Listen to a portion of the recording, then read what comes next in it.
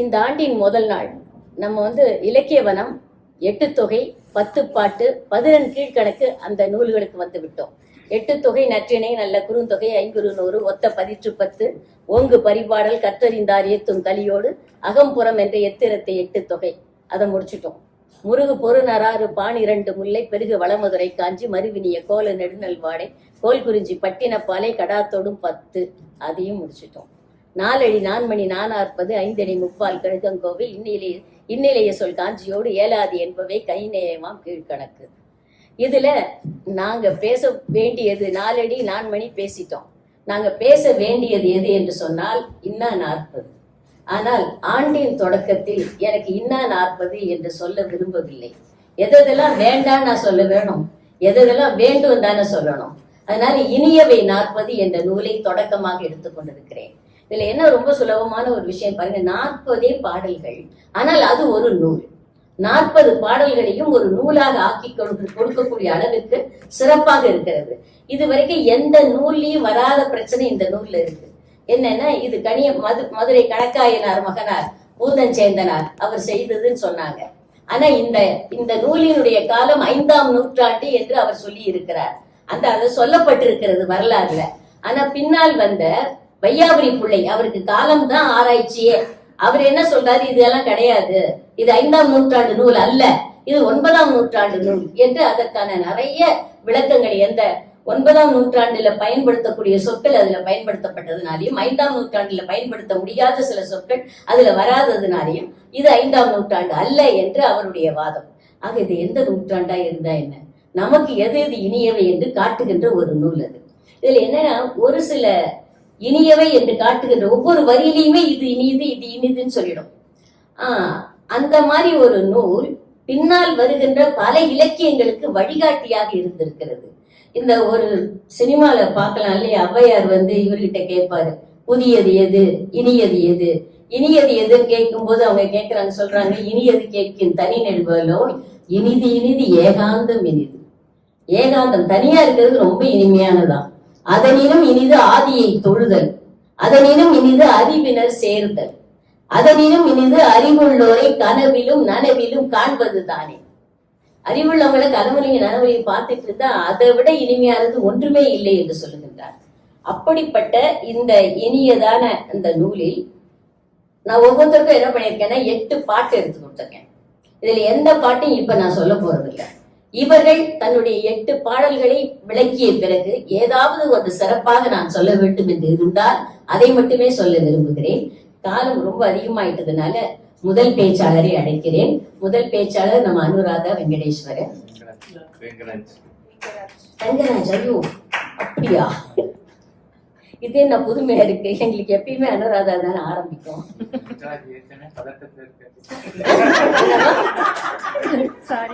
புரியலப்பா.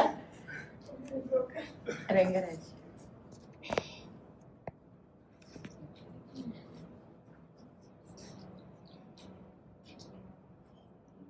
இந்த மாதிரி ஆளெல்லாம் மாத்தலாம் மாட்டேன். 20 ஆண்டுகளுக்கு முன்னால் புதுக்கோட்டை மாவட்டத்திலிருந்து இங்க வந்திருக்கின்றவர் 2005ஆம் ஆண்டு பொறியாளர் படிப்பு அப்பதான் முடிச்சிருக்காரு. ஆனா 2008ஆம் ஆண்டே சிங்கை அவரை அழித்து கொண்டு விட்டது. கட்டட பொறியாளராக சிங்கைக்கு வேலைக்கு வந்தவர் 2020ஆம் ஆண்டு தன்னை தமிழ் மொழி பண்பாட்டு கழக பேச்சாளர் மன்றத்தில் இணைத்துக் கொண்டு எங்க பார்த்தாலும் இருக்காரு. எங்க பார்த்தாலும் ரங்கராஜ்னா எல்லா இடத்துலயும் இருப்பாரு. இந்த 5 ஆண்டுகளுக்கு முன்னாடி சேர்ந்தவர் மாதிரி எனக்கு தெரியல. பல ஆண்டுகளுக்கு முன்னால் சேர்ந்தவர்கள் எல்லாம் எப்படி நான் பார்த்து கொண்டிருப்பேனோ அது போலத்தான் நான் ரங்கராஜை பார்த்து கொண்டிருக்கிறேன். பல நிகழ்ச்சிகளையும் அவர் ஆர்கனைஸ் பண்ணியிருக்காரு, என்ன வச்சு அவர் பண்ணியிருக்காரு. அதனால எப்போது பேச்சாளர் மன்றத்துல என்னுடைய பேரன்பிற்கும் மதிப்பிற்கும் உரிய சகோதரர் ஹரிகிருஷ்ணன் அவர்கள் தன்னுடைய வாழ்நாள்ல தமிழே படிக்காம மலாய் மொழி தன்னுடைய தாய்மொழி தன்னுடைய மொழியாக ஏற்றுக்கொண்டு படித்தவர். தமிழ் மொழி பேச்சாளர் மன்றம் என்ற ஒன்றை அமைத்து அவருடைய வாழ்நாள் சாதனை என்னன்னு சொன்னா 100 பேச்சாளர் மன்றத்தை அமைக்கணுமா. அதுல பேச்சாளர் மன்றத்தை அமைச்சிட்டு பேச்சாளர் மன்றம் இந்த மாதிரி லைப்ரரி எல்லாம் கேட்டு கூட்டம் நடத்தக்கூடாதாம். அதற்கென்று ஒரு கட்டிடம் வேண்டுமா.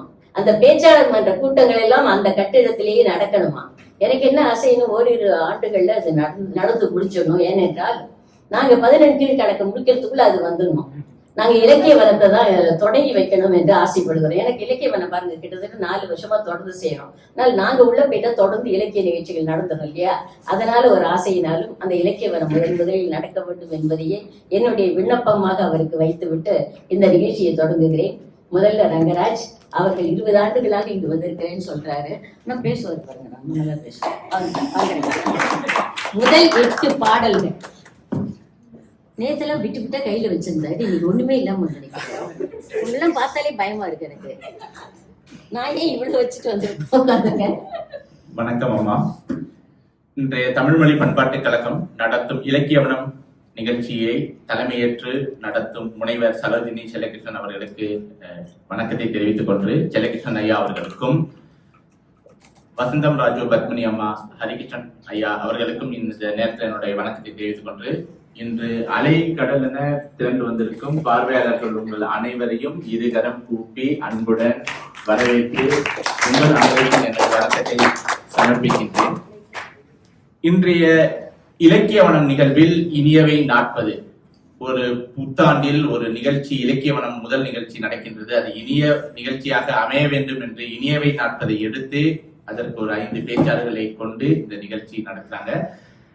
இதற்கு என்னையும் ஒரு பேச்சாளராக தேர்ந்தெடுத்து இலக்கியத்தை என்னையும் நானும் படிக்கணும் அப்படின்னு இந்த வாய்ப்பை எனக்கு கொடுத்து இந்த இலக்கியத்தை ஒரு 8 பாடல்கள் இருந்தாலும் அந்த 8 பாடல்களில் நான் படிக்கும் போது கிடைத்த கருத்துக்கள் இன்னும் என்னை பல இலக்கிய நூல்கள் படிக்க தூண்டுவதாக இருந்தது. அப்படி நான் படித்த அந்த 8 பாடல்களில் என்னால் முடிந்த சுருக்கமான சில கருத்துக்களை உங்களுடன் நான் பகிர்ந்து கொள்ள ஆசைப்படுகின்றேன். முதல் பாடலில் பிச்சை எடுத்தாவது கல்வியை கற்க வேண்டும் என்று சொல்லியிருக்காங்க. அதாவது நம்ம பெற்றோர்கள், நம்ம இங்கே நிறைய பேர் படித்ததன் காரணமாகத்தான் இங்கு வெளிநாட்டில் வந்து வேலை பார்த்து கொண்டிருக்கின்றோம். ஒரு நல்ல பணியில், ஒரு நல்ல சம்பளத்தில், குடும்ப பொருளாதாரம் முன்னாடி இருந்ததை விட ஒரு நல்ல நிலைமைக்கு கொண்டு வந்திருக்கோம் அப்படின்னா அதற்கு முக்கிய காரணம் கல்வி. அந்த கல்வியை பிச்சை எடுத்தாவது படிச்சிருங்க அப்படின்னு மிக அழகாக சொல்லியிருக்காங்க. அதாவது இதெல்லாம் நீங்கள் செய்தால் உங்கள் வாழ்க்கை இனிதாக உங்களுக்கு இருக்கும். உங்களுடைய வாழ்க்கையை நீங்கள் முடிக்கும் போது என் வாழ்க்கை பயணம் மிக இனிய பயணமாக அமைந்தது அப்படிங்கிறத இந்த நூல்ல உள்ள கருத்துக்களை கொண்டு நம்ம அதை எடுத்துட்டு போனோம் அப்படின்னா நம்மளுடைய வாழ்க்கை பயணம் மிக இனிமையாக இருக்கும் அப்படிங்கிறது இந்த நூல்ல நான் பார்த்து தெரிஞ்சுக்கிட்ட மாதிரி எனக்கு தெரியுது. ஒவ்வொரு வார்த்தைகளும் ஒவ்வொரு வாக்கியங்களும் அவங்க முடிக்கும் போது இனிதே இனிதே அப்படின்னே முடிக்கிறாங்க. அதை நம்ம படிக்கும் போது ஒரு சுவாரஸ்யம் நமக்குள்ள ஒரு நல்ல ஒரு நம்மளை வந்து படிக்க தூண்டுவதாக இது இருந்தது. அதே போல அதே பாடலில் அவ்வாறு கற்ற கல்வியை நம் படிச்சுட்டோம் அப்படின்னா மற்றும் நம்ம எல்லா இடத்துலயும் நல்லா கற்ற ஒரு மனிதராக வாழ முடியுமா, அதை சரியாக பயன்படுத்த வேண்டும். அந்த மாதிரி கற்ற கல்வியை உரித்த நேரத்தில் சரியான இடங்களில் சரியா ஆன்றோர்களிடம் அவையில் எல்லாருக்கும் உதவுமாறு அந்த கல்வியை நம்ம பயன்படுத்த வேண்டும் அப்படிங்கறத சொல்லியிருக்காங்க. அதே மாதிரி பெரியோர் இந்த காலகட்டத்துல உள்ள குழந்தைகளுக்கு எல்லாருக்கும் என்ன அப்படின்னா பெரியோர்கள், பெற்றோர்களாக இருக்கட்டும், மூத்தவர்களாக இருக்கட்டும், அவங்களுடைய சார்ந்து அவங்களுக்கு கிடைச்ச அனுபவங்களை பகிர்ந்து கொண்டு அவங்களுடைய வாழ்க்கையில எடுத்துக்கிட்டாங்க அப்படின்னா அது மிக சிறப்பாக இருக்கும் அப்படிங்கறத சொல்லியிருக்காங்க. அதுபோல் யாரிடமும் நம்ம பேசும்போது ஒரு புன்முறுகளோட அவங்கள்ட்ட ஒரு சிரிப்போட நம்ம அந்த பேச்சை பேசணும் அப்படின்னா கேட்கிறவங்களுக்கும் நம்ம என்ன சொல்ல வர்றோம் அப்படிங்கறத இலகுவாக புரியும் அப்படிங்கறதையும் இந்த பாடல்ல சொல்லியிருக்காங்க. இதெல்லாம் செய்தால் மிக சிறப்பாக இருக்கும் அப்படிங்கறதான் ஒவ்வொரு பாடல்லையும் அதைத்தான் அதை திருப்பி சொல்லியிருக்காங்க. அதே போல செல்வம் உள்ளவர்கள் கொடையளிப்பது. நம் இன்றைக்கு நிறைய கத்துக்கிட்டோம், நிறைய படிச்சிருக்கோம், நல்லா சம்பாதிக்கணும். இதனால் இன்னும் படிக்க முடிய வாய்ப்பு இல்லாதவர்களுக்கு, ஏழ்மையா உள்ளவங்களுக்கு ஒரு 4 பேரை படிக்க வைக்கணும். இது மாதிரி கொடை நம்மளால இருக்கிற செல்வத்தை பிறருக்கு உதவிகரமாக எப்படி நம்ம பயன்படுத்தணும் அப்படிங்கிறதையும் சொல்லியிருக்காங்க. அதே போல இன்றைய முக்கியமான ஒரு கணவன் மனைவி வாழ்க்கையில் எந்த ஒரு பிரச்சனைகள் வந்தாலும் விட்டு கொடுக்காமல் ஒருத்தரை ஒருத்தர் அனுசரித்து அந்த வாழ்க்கையில் ஒரு கணவர் சில இடங்கள்ல தவறு செய்வாங்க, மனைவி அதை அனுசரித்து அவங்களை எப்படி வழி நடத்த வேண்டும். அதே மாதிரி மனைவி சில இடங்கள்ல தவறுகளாக இருக்கும், அதை எப்படி கணவர் வழி நடத்த வேண்டும் அப்படிங்கிறதை மிக அழகாக கணவனும் மனைவியும் இல்லற வாழ்க்கையை மிக இனிமையாக வழி நடத்தணும் அப்படிங்கிறதையும் சொல்லியிருக்காங்க. பெற்றோர்கள் பிள்ளைகள், அதாவது பெற்றோரை வந்து பிள்ளைகள்லாம் வந்து பெற்றோர்கள் சொல் பேச்சு கேட்டு நடக்கணும் அப்படிங்கிற மாதிரி சொல்லியிருக்காங்க. காரணம் என்ன அப்படின்னா, பெற்றோர்கள் அவங்களுடைய வாழ்க்கையில கடந்து வந்த பயணங்கள், அவங்களோட அனுபவங்களை அவங்களுக்கு சொல்லும் போது அவங்களோட பிள்ளைகள் தன் வாழ்க்கையில் அந்த மாதிரி தவறுகளையோ இல்ல அந்த மாதிரி அனுபவங்கள் அவங்களுக்கு கிடைக்காமல் போகாமல் இருப்பதற்கு அதெல்லாம் சொல்லி கொடுத்து வளர்த்தாங்க அப்படின்னா பிள்ளைகள் கேட்பாங்க அப்படின்னு. ஆனா இன்றைய காலகட்டத்துல வந்து அப்படியா இருக்கு, எல்லார் வீட்லயும் பிள்ளைங்க என்ன சொல்லுவாங்களோ அதைத்தான் பெற்றோர்கள் கேட்கிற மாதிரி இருக்கு. அதை மீறி நம்ம செஞ்சோம் அப்படின்னா அவங்கள நம்மளால சமாதானமே படுத்த முடியல. ஒரு எடுத்துக்காட்டுக்கு இப்ப எல்லாருமே இங்க இருக்காங்க, இன்றைய ஒரு கோவில் நிகழ்வு, பிள்ளைங்கள்ட்ட வந்து வாங்க இன்னைக்கு தைப்பூசம், நம்மளுடைய விழா, நம்ம எல்லாரும் போகணும், கோவிலுக்கு போகணும், இதெல்லாம் பண்ணணும் அப்படின்னு சொன்னாலுமே இல்ல எனக்கு இன்னைக்கு இந்த வேலை இருக்கு அந்த வேலை இருக்கு, நண்பர்களை பார்க்க போறேன் அப்படின்னு பிள்ளைங்க சொல்றாங்க. பெற்றோர்கள் வந்து அதை சரி அப்ப நீங்க போறபடி போங்க நாங்க போயிட்டு வரோம் அப்படின்னு இல்லாம பெற்றோர்கள் அது எதற்காக இதெல்லாம் நான் செய்கிறோம் அப்படின்னு பிள்ளைங்களுக்கு புரிய வச்சு இது மாதிரி ஒரு விழாக்கள் சமுதாயம் சார்ந்தது, நம்ம எல்லாருமே அதுக்கு போகணும் வரணும் அப்படிங்கிறத சொல்லி கூட்டிட்டு போகணும் அப்படிங்கிறதையும் மிக சிறப்பாக இதுல வந்து சொல்லியிருக்காங்க. அதே போல வந்து நம்ம கல்வி கற்கிறோம் அப்படிங்கிறோம், கல்வியில நல்ல விஷயங்களை கற்றுக்கொள்ளுங்கள். இப்ப நிறைய இடங்கள்ல இப்ப கல்வி கற்கிறதா இருக்கட்டும், நிறைய தேவையில்லாததும் இருக்கலாம், ஆனால் நல்ல விஷயங்களை கல்வியில் கற்றுக்கொள்ளுங்கள் அப்படிங்கிறதையும் மிக சிறப்பாக சொல்லியிருக்காங்க. அதே மாதிரி செல்லும் இடமெல்லாம் ஒரு நட்பு வட்டாரத்தை நம்ம விரிவாக்கிக்கணும். எங்கே போனாலும் அங்கே ஒரு 4 பேர்கிட்ட நம்ம பழகணும் அப்படின்னா அதுல ஒரு 2 பேரையாச்சும் நண்பர்களாக ஆக்கிக் கொள்வது அளவுக்கு நம்ம ஒரு நட்பு வட்டாரத்தை விரிவாக்க வேண்டும் அப்படிங்கிறது. இதெல்லாம் நம்ம செஞ்சா என்னவா இருக்கும், நம்மளுடைய வாழ்க்கை இனிமையாக இருக்கும். நம்ம எல்லாரும் இனிமையா இருக்கிறதற்காக சில கருத்துக்களை இனியவை நாட்பதில் உள்ள பாடல்களில் ஒவ்வொரு பாடல்களிலும் 4 வெண்பாக்கள் உள்ளன. ஒவ்வொன்றையும் அழகாக அந்த 3 கருத்துக்களை சொல்லி இனியவையாக நம் வாழ்க்கையை அமைய வேண்டும் அப்படின்னு சொல்லியிருக்காங்க. ஒரு அரசனுக்கு வந்து யானைப்படை இருந்துச்சு அப்படின்னா அந்த அரசன் ஒரு போருக்கு போகும்போது ஒரு பெரிய மகிழ்ச்சியோடவும் அந்த போர்ல அவங்க போய் முன்னெடுத்து போர் செய்வதற்கு அவருக்கு ஒரு பெரிய பலமாகவும் இருக்கும். அதே மாதிரி நம்ம எப்போதுமே ஒரு பெரிய நட்பு வட்டாரம் இருந்துச்சு அப்படின்னா நம்ம எந்த ஒரு பிரச்சனைகளை சந்திக்கும் போது அது வந்து ஒரு போரும் நம்ம எடுத்துக்க தேவையில்லை, அந்த நிகழ்வுகளை நம்மளால ஈஸியாக அணுக முடியும் அப்படிங்கிறத வந்து மிக அழகாக சொல்லியிருக்காங்க. அதே போல பிற உயிர்களை கொன்று நம் உடலை வளர்ப்பதை தவிர்க்க வேண்டும். அதாவது மாமிசங்கள் உண்பது இதெல்லாம் இல்லாமல் பிற உயிர்களை உண்டு நம் உடலை வளர்ப்பதை தவிர்க்க வேண்டும். அப்படிலாம் இருந்துச்சு அப்படின்னா மிக சிறப்பாக இருக்கும் அப்படின்னு சொல்லியிருக்காங்க. மதிக்கத்தக்கவரை போற்றுதல். இப்ப நம் வாழ்க்கையில நம்மளுடைய முன்னேற்றத்திற்காகவோ இல்ல நமக்கு எங்கேயோ ஒரு உதவிகள் செய்திருக்காங்க அப்படிங்கிற ஒருத்தவங்க இருக்காங்க அப்படின்னா அவங்களை எப்பொழுதும் நம்ம ஒரு போற்றுதலுக்கான நிலையில நம்ம வச்சுக்கணும் அப்படிங்கிறது மதிக்கத்தக்கவரை போற்றுதல் அப்படிங்கிற ஒரு பண்பையும் அதுல சொல்லியிருக்காங்க. எந்த ஒரு உயிரையும் கொல்லாதிருத்தல், அதாவது நம்ம உணவு அருந்துவதற்காக கொள்ளுவது அப்படிங்கிறது இல்லாம வேற எந்த ஒரு காரணத்திற்காகவும் எந்த ஒரு உயிர்களையும் நம்ம கொல்லாம இருத்தல் மிக சிறப்பாக இருக்கும். நடுநிலை தவறி தகுதியற்றோரை பாராட்டாமல் இருப்பது, அதாவது ஒரு நடுநிலையாக இல்லாத ஒரு மனிதரை நாம் சும்மா அவங்களை பாராட்டி செய்யறது இல்லாமல் அவர் நடுநிலையாக இல்லை என்றால் அவர்களிடம் பாராட்டுகள் செய்யாமல் இருப்பது சிறப்பாக இருக்கும். அதே மாதிரி எவர் திறமையிலும் குற்றம் கண்டு குறை கூறாமல் இருப்பது. ஒருத்தவங்க வந்து ஒரு செயலை செய்யறாங்க அப்படின்னா அவங்களால முடிந்த அளவுக்கு அதை செஞ்சிருப்பாங்க, அதுல நீ இது குற்றம், இதை நீ இப்படி செஞ்சது தவறு அப்படின்னு சொல்லாமல் அதை அவங்க மேம்படுத்திக் கொள்வதற்கு எந்த வேற வழிகள்ல எப்படி நீங்க சொல்லலாம் இருந்துச்சு அப்படின்னா இன்னும் அந்த நம்மளுடைய வாழ்க்கை இனிமையாக இருக்கும் அப்படின்னு சொல்றாங்க. இயன்றவரை கொடையளித்து உதவுவது, சான்றோர் கூறும் சிறப்பு மிக்க அறிவுரைகளை கேட்பது, அதாவது பெரியோர்கள், அதாவது பாடல்களில் சில வரிகள் கருத்துக்கள் பொதுவாக இருந்தாலும் அது சொல்லும் விதம் மட்டும்தான் அவங்க வித்தியாசப்படுத்தி இருக்காங்க. அடுத்து முக்கியமானது ஒண்ணு, தந்தையே கூறினாலும் அவரது அறமற்ற அறிவுரையை ஏற்க மறுப்பது. அதாவது தந்தையே நமக்கு ஒரு அறிவுரை கூறினாலும் அந்த அறிவுரை அறமற்றதாக இருப்பின் அதை நம்ம கேட்கணும் அப்படின்னு அவசியம் இல்லை அப்படிங்கிறத மிக சிறப்பாக சொல்லியிருக்காங்க.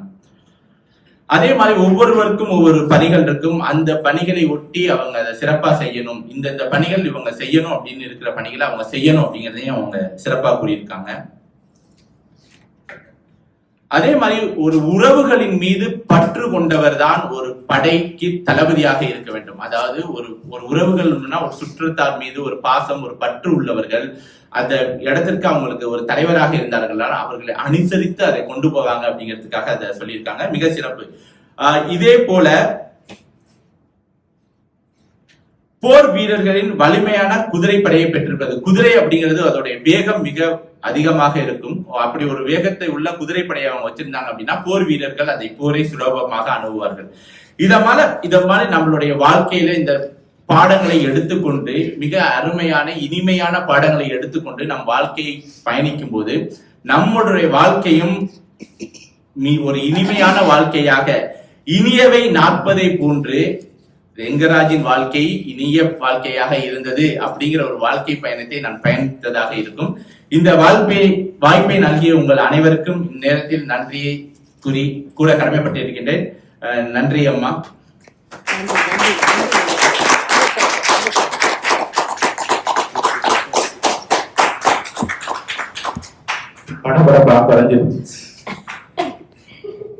ரங்கராஜ் மிகவும் சிறப்பான ஒரு பேச்சு.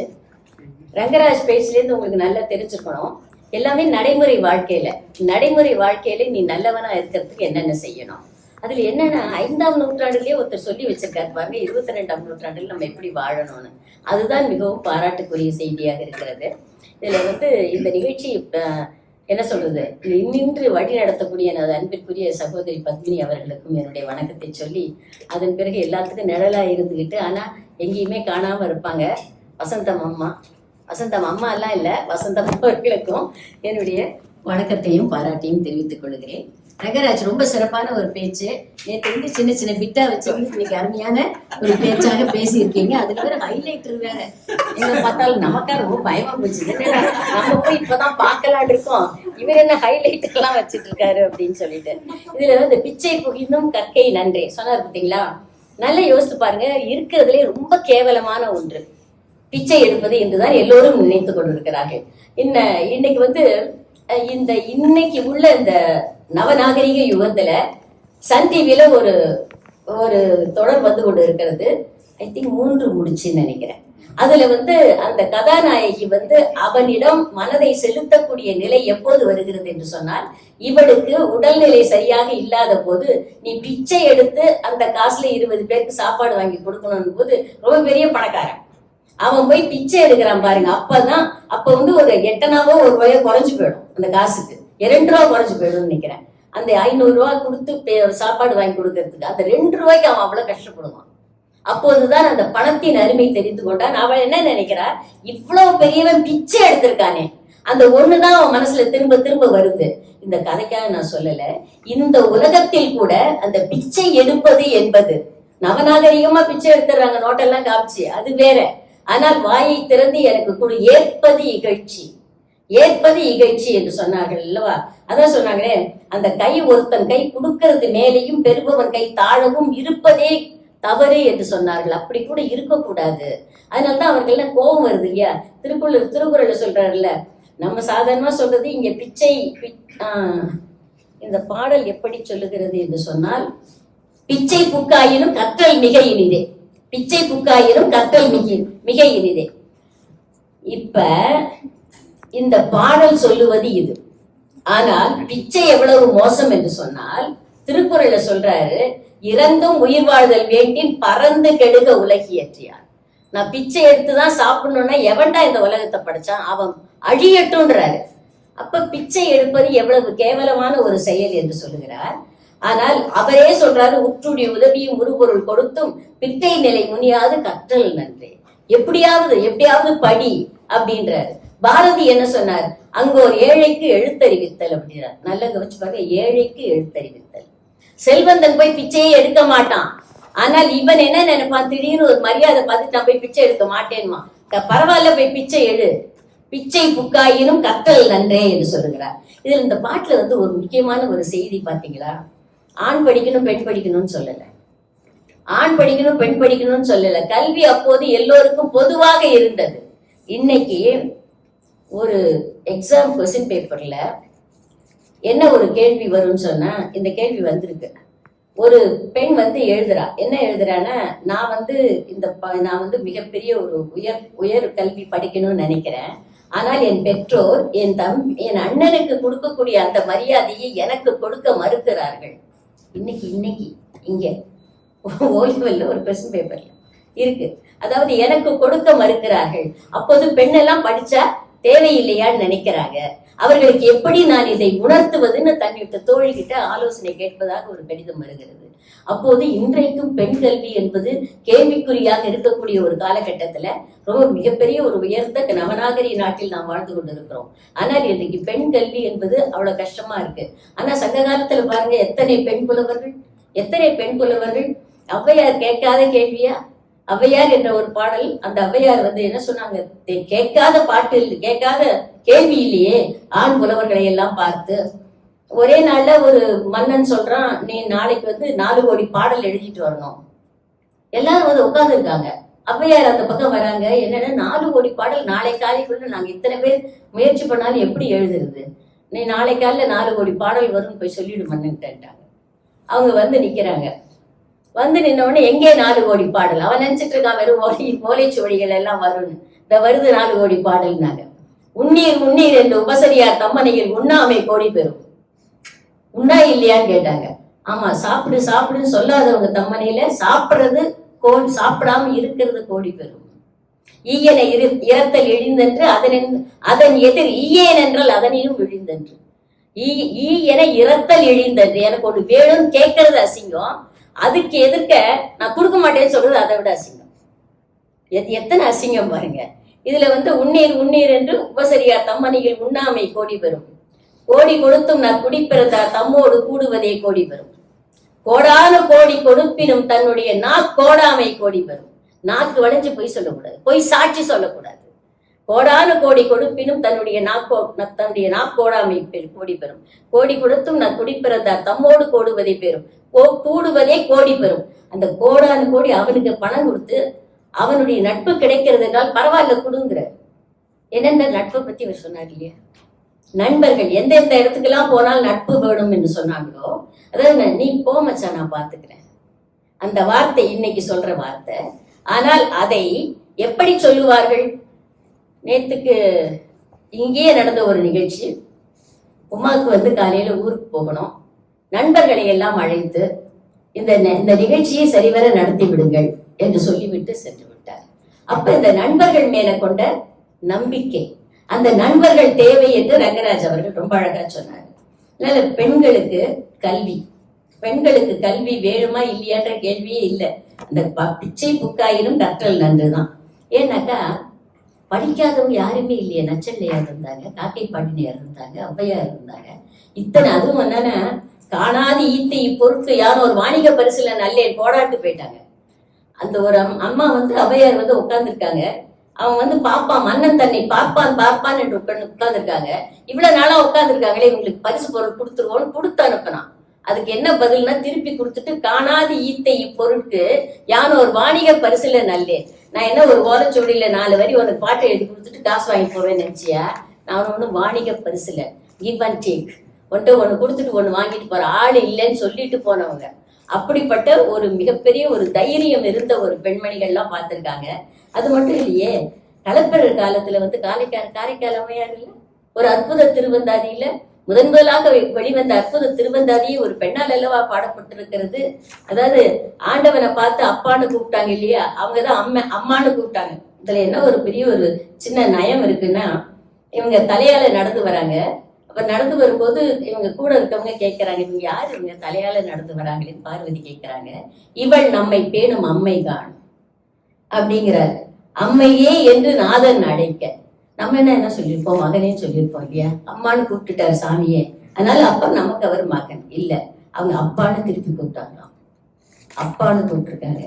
பிறவாமை வேண்டும், அது என்ன ஒரு மரியாதை பாருங்க. பிறவாமை வேண்டும், நான் பிறக்கவே கூடாது. உடனே பயம் வந்துருச்சான். நான் என்ன பாவம் பண்ணிருக்கணும், திரும்ப பிறந்துட்டேன்னா மீண்டும் பிறப்புண்டேன் உன்னை என்றும் மறவாமை வேண்டும். அது நான் கேட்கலாம் இல்லையா? அதுல ஒரு கிளாஸ் நான் போட்டுக்கலாம். பிறவாமை வேண்டும், மீண்டும் பிறப்புண்டே உன்னை என்றும் மறவாமை வேண்டும், இன்னும் வேண்டும்.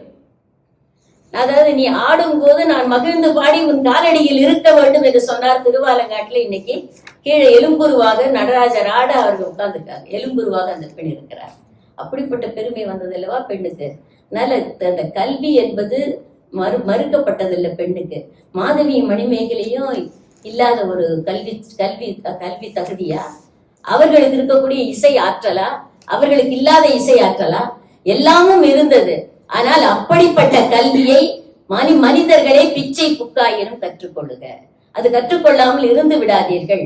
இன்னொன்னு சொன்னார் பார்த்தீங்களா, ஆணும் பெண்ணும் மனது ஒத்து வாழணும். இல்லைன்னா அடுத்தாப்புல ஒரு பாட்டு வந்தது இல்ல, கூறாமல் சன்னியாசம் கொள். ஒண்ணு சற்றே ஏறுமாறாளாக இருப்பாளாயின் கூறாமல் சன்னியாசம் கொள். 2 பேருமே பிழைக்கு இல்லைன்றாங்க. இதுல 2 பேருமே பிரிஞ்சிடலாம். 2 பேருமே துறவரம் மேற்கொள்வது அழகு. துறவரம் என்று சொன்னால் உடனே சிறு கொட்டை கட்டி காவி அணிந்து போறது இல்ல. அதான் அதையும் சொல்லிட்டாரே, மழித்தலும் நீட்டலும் வேண்டாம், உலகம் பழித்தது ஒழித்து விடுங்க. அதுதான் உண்மையான துறவு. அதனால அதுவும் சொல்றாங்க. இன்னொரு செய்தி என்ன சொல்றாங்கன்னா, இன்னொரு முக்கியமான பாட்டு வேலைக்காரர்களை பத்தி சொல்றாங்க. இங்க இருக்கிற மெய்டை பத்தி அவங்களுக்கு எப்படி தெரிஞ்சிருக்கு? இங்க இருக்கிற மெய்டுகளை பத்தி எப்படி தெரிஞ்சிருக்கு? அந்த தெரிஞ்சதை வச்சு ஏவது மாறா இளங்கிழமை முன் இனிதே, நாளும் நவை போகான் கற்றல் மிக இனிதே. ஏவது மாறா சொன்ன வேலைகளை மாற்றமில்லாமல் செய்யக்கூடியவன். இந்த மோசமான வேலைக்காரெல்லாம் வச்சு நிறைய பாட்டெல்லாம் வந்திருக்கு, அதெல்லாம் வேண்டாம் நமக்கு செய்திகள்லாம். இதுல பாரதிக்கு கூட அந்த கஷ்டம் இருந்திருக்கு பாருங்க. கூலி மிக கேட்பார், கொடுத்ததெல்லாம் தான் மறப்பார், வேலையில் வேலை மிக வைத்திருந்தால் வீட்டிலேயே தங்கிடுவார், வரமாட்டான் வேலைக்கு. ஏனடா நீ நேற்றுக்கு இங்கு வரவில்லை என்றால் பானையிலே தேளிருந்து பல்லால் கடித்தது என்பார். வீட்டிலே பெண்டாட்டி மேல் பூதம் வந்தது என்பார், சாமி வந்துருச்சு. பாட்டியார் செத்து விட்ட 12ஆம் நாள் என்பார். ஓயாமல் பொய்யுரைப்பார், ஒன்றுரைக்க வேறு செய்வார். தாயாதியோடு தனியிடத்தே பேசிடுவார். உள்வீட்டு செய்தி எல்லாம் ஊரம்பல உரைத்திடுவார். ஊர் அம்பலத்துல போய் சொல்லிடுவாராம். என் வீட்டில் இல்லை என்றால் எங்கும் முறை சரைவார். சேவகரால் பட்ட சிரமம் மிக உண்டு கண்டீர். சேவகர் இல்லாவிடிலோ செய்கை நடக்கவில்லை. இங்கிதனால் யான் இடர் மிகுந்து வாடுகையில் எங்கிருந்தோ வந்தான் இடைச்சாதி நான் என்றார். கண்ணன் வந்தான், வேலைக்காரனா கண்ணன் வந்தார். இந்த வேலைக்காரர்களால் நான் படுகின்ற துன்பம் இன்னைக்கு அவங்க வச்சிருக்கிறவங்களை கேட்டா தெரியும். படிப்பணி வைத்திருப்பவர்களை கேட்டால் அவர்கள் படுகின்ற துன்பம் எல்லாம் தெரியும். அதை பத்தி நாம பேசக்கூடாது இல்லையா? அதனால இப்படிப்பட்ட ஒரு சாதாரண நிகழ்ச்சிகளை கூட, அதுவும் இந்த 22ஆம் நூற்றாண்டுல என்னென்னலாம் சிரமப்படுறோமோ அதையெல்லாம் ரொம்ப அசால்ட்டா சொல்லிட்டு போயிடுறாங்க. ஒரே வரியில அவர்கள் சொல்லுகின்ற செய்தி நாம் இவ்வளவு தூரம் அதை நினைத்து பேச வேண்டி இருக்கிறது.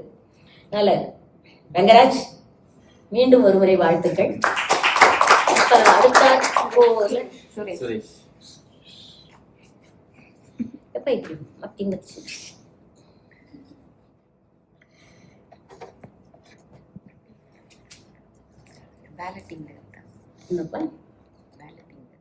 கூடியவர், தமிழ் மீது கொஞ்சம் ஆர்வம் என்று சொல்லிக்கொண்டு அதிகமாக ஆர்வம் கொண்டவர், தமிழ் மொழி பண்பாட்டு கழக பேச்சாளர் மன்ற உறுப்பினர். இவரை பத்தி ஆரம்பிச்ச உடனே எனக்கு எல்லாமே வந்துடும். அதனால கவிதை எழுதும்போது பேச்சாற்றல் மிகவும் அதிகம் பெயர் பெற்றவர். இவர் அந்த இலக்கிய வளத்துல சந்திக்கிறது 2 அல்லது 3ஆம் முறையோ என்று நினைக்கிறேன். சரியா சுரேஷ்? வாலி நிகழ்ச்சி ஆக 3ஆவது முறைதான் மேடை பேச்சுல பார்க்கிறேன். நன்றி.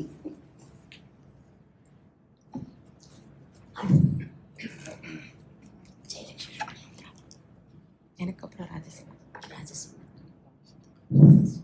செந்தமிழே செங்கரும்பே செம்புலம் பெயல் நீர் போல என் புலன் கலந்த அமுதே, அங்கம் தளர்ந்தாலும் அனல் திண்டு தீர்த்தாலும் எஞ்சிய துளி கொண்டு வஞ்சி உனை கொஞ்சி பேச மறப்பேனோ. அன்னை தமிழுக்கு முதல் வணக்கம். நடுவர் அம்மா முனைவர் சரோஜினி அவர்களுக்கும் சிறப்பு வணக்கம். பார்வையாளர்கள் உங்கள் அனைவருக்கும் என் அன்பு கலந்த வணக்கம்.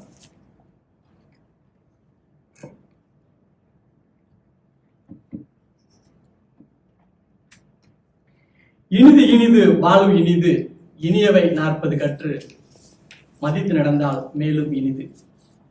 அன்பு உள்ள சொந்தங்களும் நட்பும் செல்வத்துடன் வாழ்வதை காண்பது இனிது.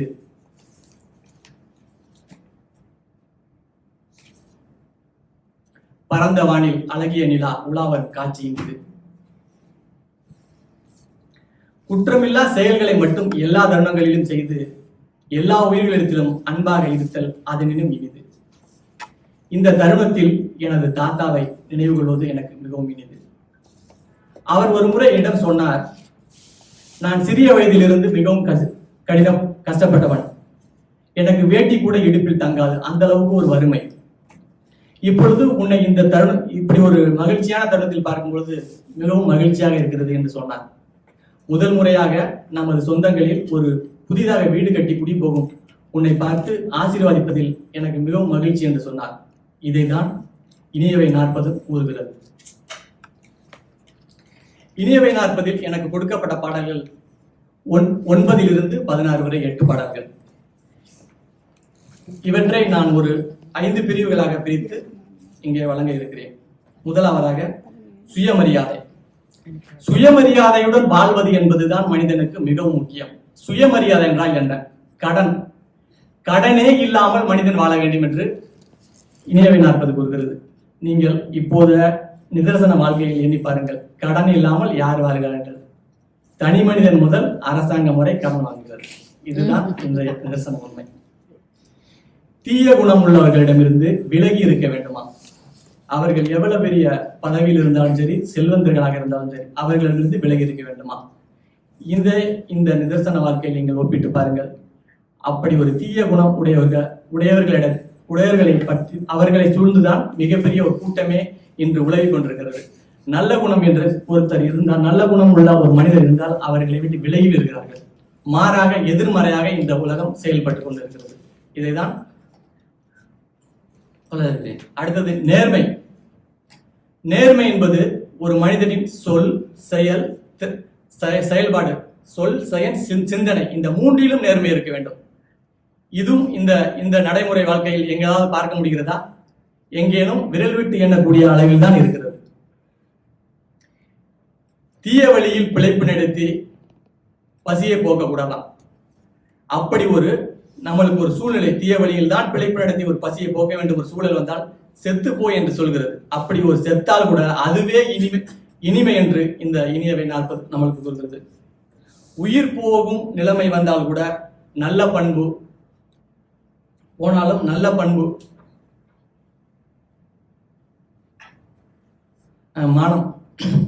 மானம் போகும் ஒரு தருவாய் வந்தால் உயிரை விட்டுவிடு என்கிறது. மானத்தை உயிரை விட மேலாக இனியவை 40 நம்மளுக்கு எடுத்து சொல்கிறது. அடுத்தது சிக்கனமும் ஈகையும். சிக்கனமாக ஒவ்வொரு மனிதரும் சிக்கனமாக இருக்க வேண்டுமா? எதற்காக என்றால், பின்னாலே தம் சந்ததியிற்காகவோ, தன் பெண்டிற்காகவோ, மனைவி அவர்களுக்காகவோ பெரிய பெரிய ஆடம்பர சொத்துக்கள் வாங்குவதற்காக அல்ல, பின்னாளில் ஒரு பெரிய ஆளுமை செய்வதற்காக அல்ல. எவரேனும் நம்மிடம் இல்லை என்று வந்தால் அவர்களுக்கு ஈகை தர வேண்டுமா? கொடுக்க வேண்டும். பிறர்களுக்கு கொடுத்து உதவுவதற்காகவே நாம் சிக்கனமாக இருக்க வேண்டும் என்று இனியவை 40 கூறுகிறது. அடுத்தல் இல்லறத்தில் இனிமை. இல்லறத்தில் இனிமை என்றால், ஒரு குடும்பத்தில் குழந்தை செல்வம் இல்லை என்றால் எவ்வளவு ஒரு இறுக்கமாக இருக்கும், அந்த குடும்பத்தில் மகிழ்ச்சி எப்படி அரிதாக இருக்கும் என்பதை அனுபவ ரீதியாக நான் அனுபவித்தவன். 5 ஆண்டுகளுக்கு பிறகுதான் எனக்கு குழந்தை பிறப்பே நடந்தது. அப்படி அந்த ஒரு குடும்பத்தில் குழந்தை மகிழ்ச்சியோடு விளையாடும் அந்த காட்சியை காண்பதும், அது பேசுகின்ற அந்த மழலை மொழியை ரசிப்பதும், எந்த ஒரு நோயும் இல்லாமல் குழந்தைகள் வாழும் அந்த வளர்ச்சியை காண்பதும், அது ஒரு இனிமையான சூழலை அந்த குடும்பத்தை மட்டுமல்ல அவர்களை சார்ந்த அந்த சமுதாயத்தையே ஒரு மகிழ்ச்சியான சூழலில் வைத்திருக்கும். அடுத்ததாக, துன்பம் வந்தால் மனம் கலங்காமல் இருக்க வேண்டும். எந்த ஒரு தருணத்திலும் துன்பம் வந்து விட்டால் மனம் கலங்கி உடைந்து ஒரு ஓரத்தில் உட்கார்ந்து விடக்கூடாது. அதை எடுத்து துரத்தி ஒரு ஓரத்தில் போட்டுவிட்டு நடந்து போய்கொண்டே இருக்க வேண்டும். வருவது என்ன எதிர்பார்க்கலாம் என்று. சில சமயங்களில் இந்த பேச்சாளர் மன்றத்தில் பேசும்போது கூட அது மாதிரி நிறைய அனுபவித்திருப்போம். அடுத்ததாக, அடுத்தவர் மனைவி மீது ஆசைப்படக்கூடாது. இங்கே ஒரு சிறிய நான் ஒரு வேற கருத்து சொல்ல இருக்கேன். அடுத்தவர் மனைவி மட்டும் சொல்லியிருக்கார்கள், கணவர் மீது என்று சொல்ல வேண்டும். அது ஒழுக்க நெறியாக சொல்லப்படுகிறது. நடைமுறையில் நீங்கள் பார்த்திருப்பீர்கள், அதனாலதான் சொல்ல வந்தீர்கள். கல்வியும் அறிஞர்களும்.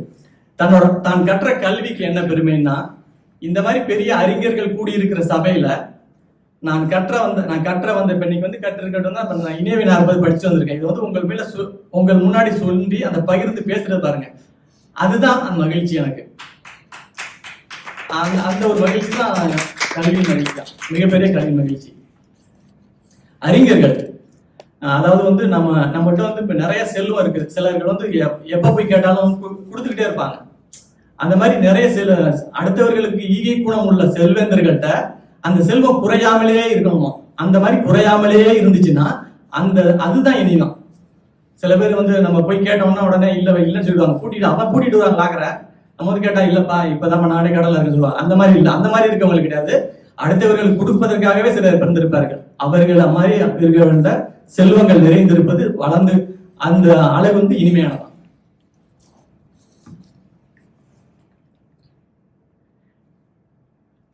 அடுத்ததாக வந்து கொஞ்சம் மறந்துட்டேன், மொத்தமா தொகுத்து சொல்லிடுறேன். எது இனிதுன்னா, இல்லத்தில் குழந்தைகளோடு மகிழ்ச்சி நிறைந்த இல்லம் இனிது. அடுத்தவர் மனைவி விரும்பாதிருத்தல் இனிது. அடுத்தவர்களுக்கு செல்வம் கொடுப்பதற்காகவே செல்வத்தை சேர்த்து சிக்கனமாக இருப்பது இனிது. கற்றவர்கள் முன்னில் தான் கற்ற கல்வியை பகிர்ந்து அவர்களுக்கும் பயன்பெறும்படி பெய்யும், நானும் பயன்பெறும்படி உதவியும் அந்த கல்வி கற்பது இனிது. இத்தனை இனியவையும் கூறும் இந்த இனியவை நாற்பது இனிது. இந்த சபையில் இந்த அறிஞர்கள் முன்னிலையில் பேசி பழகி கொண்டிருக்கும் நான் அணிவிப்பதும் ஒரு பெரிய இனிது. இத்தகைய வாய்ப்பை அளித்த தமிழ்மொழி பிரச்சாரத்திற்கும் அம்மா அவர்களுக்கு நன்றி கூறி விடைபெறும். நன்றி.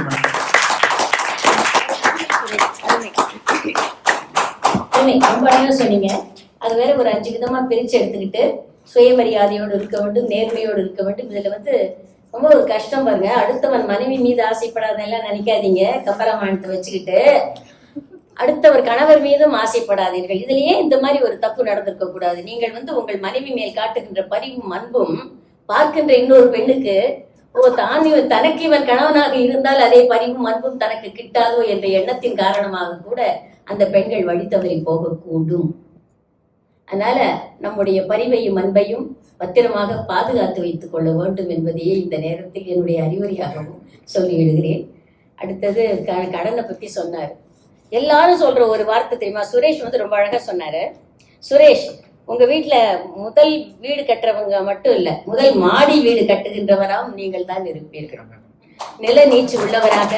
ஏனென்றால் தமிழ் மீது யாருக்கெல்லாம் பற்று இருக்கிறதோ அவர்கள் நிச்சயமாக என்றைக்கும் தாழ்ந்து போவதில்லை. முதலில் சிறப்பாக இருப்பார்கள், சிறப்பாக இருப்பீர்கள் என்று இந்த இலக்கியவனம் உங்களை வாழ்த்துகிறது. எல்லாரும் ஒரு பாட்டு சொல்வீங்க தெரியுமா? கடன் பட்டால் நெஞ்சம் போல் கலங்கினான் இலங்கை வேந்தன். எந்த கம்பன் சொன்னான்? எனக்கு தெரிஞ்சு அவன் சொன்ன 10,000 பாட்டுல இந்த வரி இல்லவே இல்லை. கடன் பட்டால் நெஞ்சம் போல் கலங்கினான் இலங்கை வேந்தன் என்ற வரியை கம்பன் பாடவில்லை. அவன் 12,000 பாட்டு பாடினான்னு சொன்னாலும் அந்த மிகைப்பாடல்ல தள்ளி போனாலும் இந்த வரிகள் இல்லை. அது எங்க வந்ததுன்னா நான் சொல்றேன். இன்னைக்கு வந்து கடன்றது நம்ம எல்லாருக்குமே ரொம்ப ஃபேமஸ்.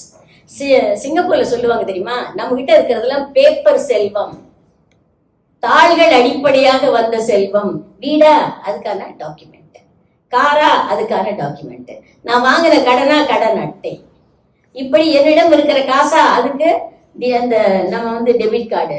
அப்ப எல்லாவற்றிலும் கார்டிலும் பேப்பர் செல்வம் இருக்கக்கூடிய இந்த நாடு, ஒவ்வொரு நாடும் பார்த்தா இன்னொரு நாட்டுல கடன் பெற்றுதான் வாழும். நாடே கடன் வாங்கிதான் வாழ்ந்துகிட்டு இருக்கு. அப்ப கடன் என்பது கடன் எலும்பை அன்பை முறிக்கும் என்று சொல்லுவார்கள்.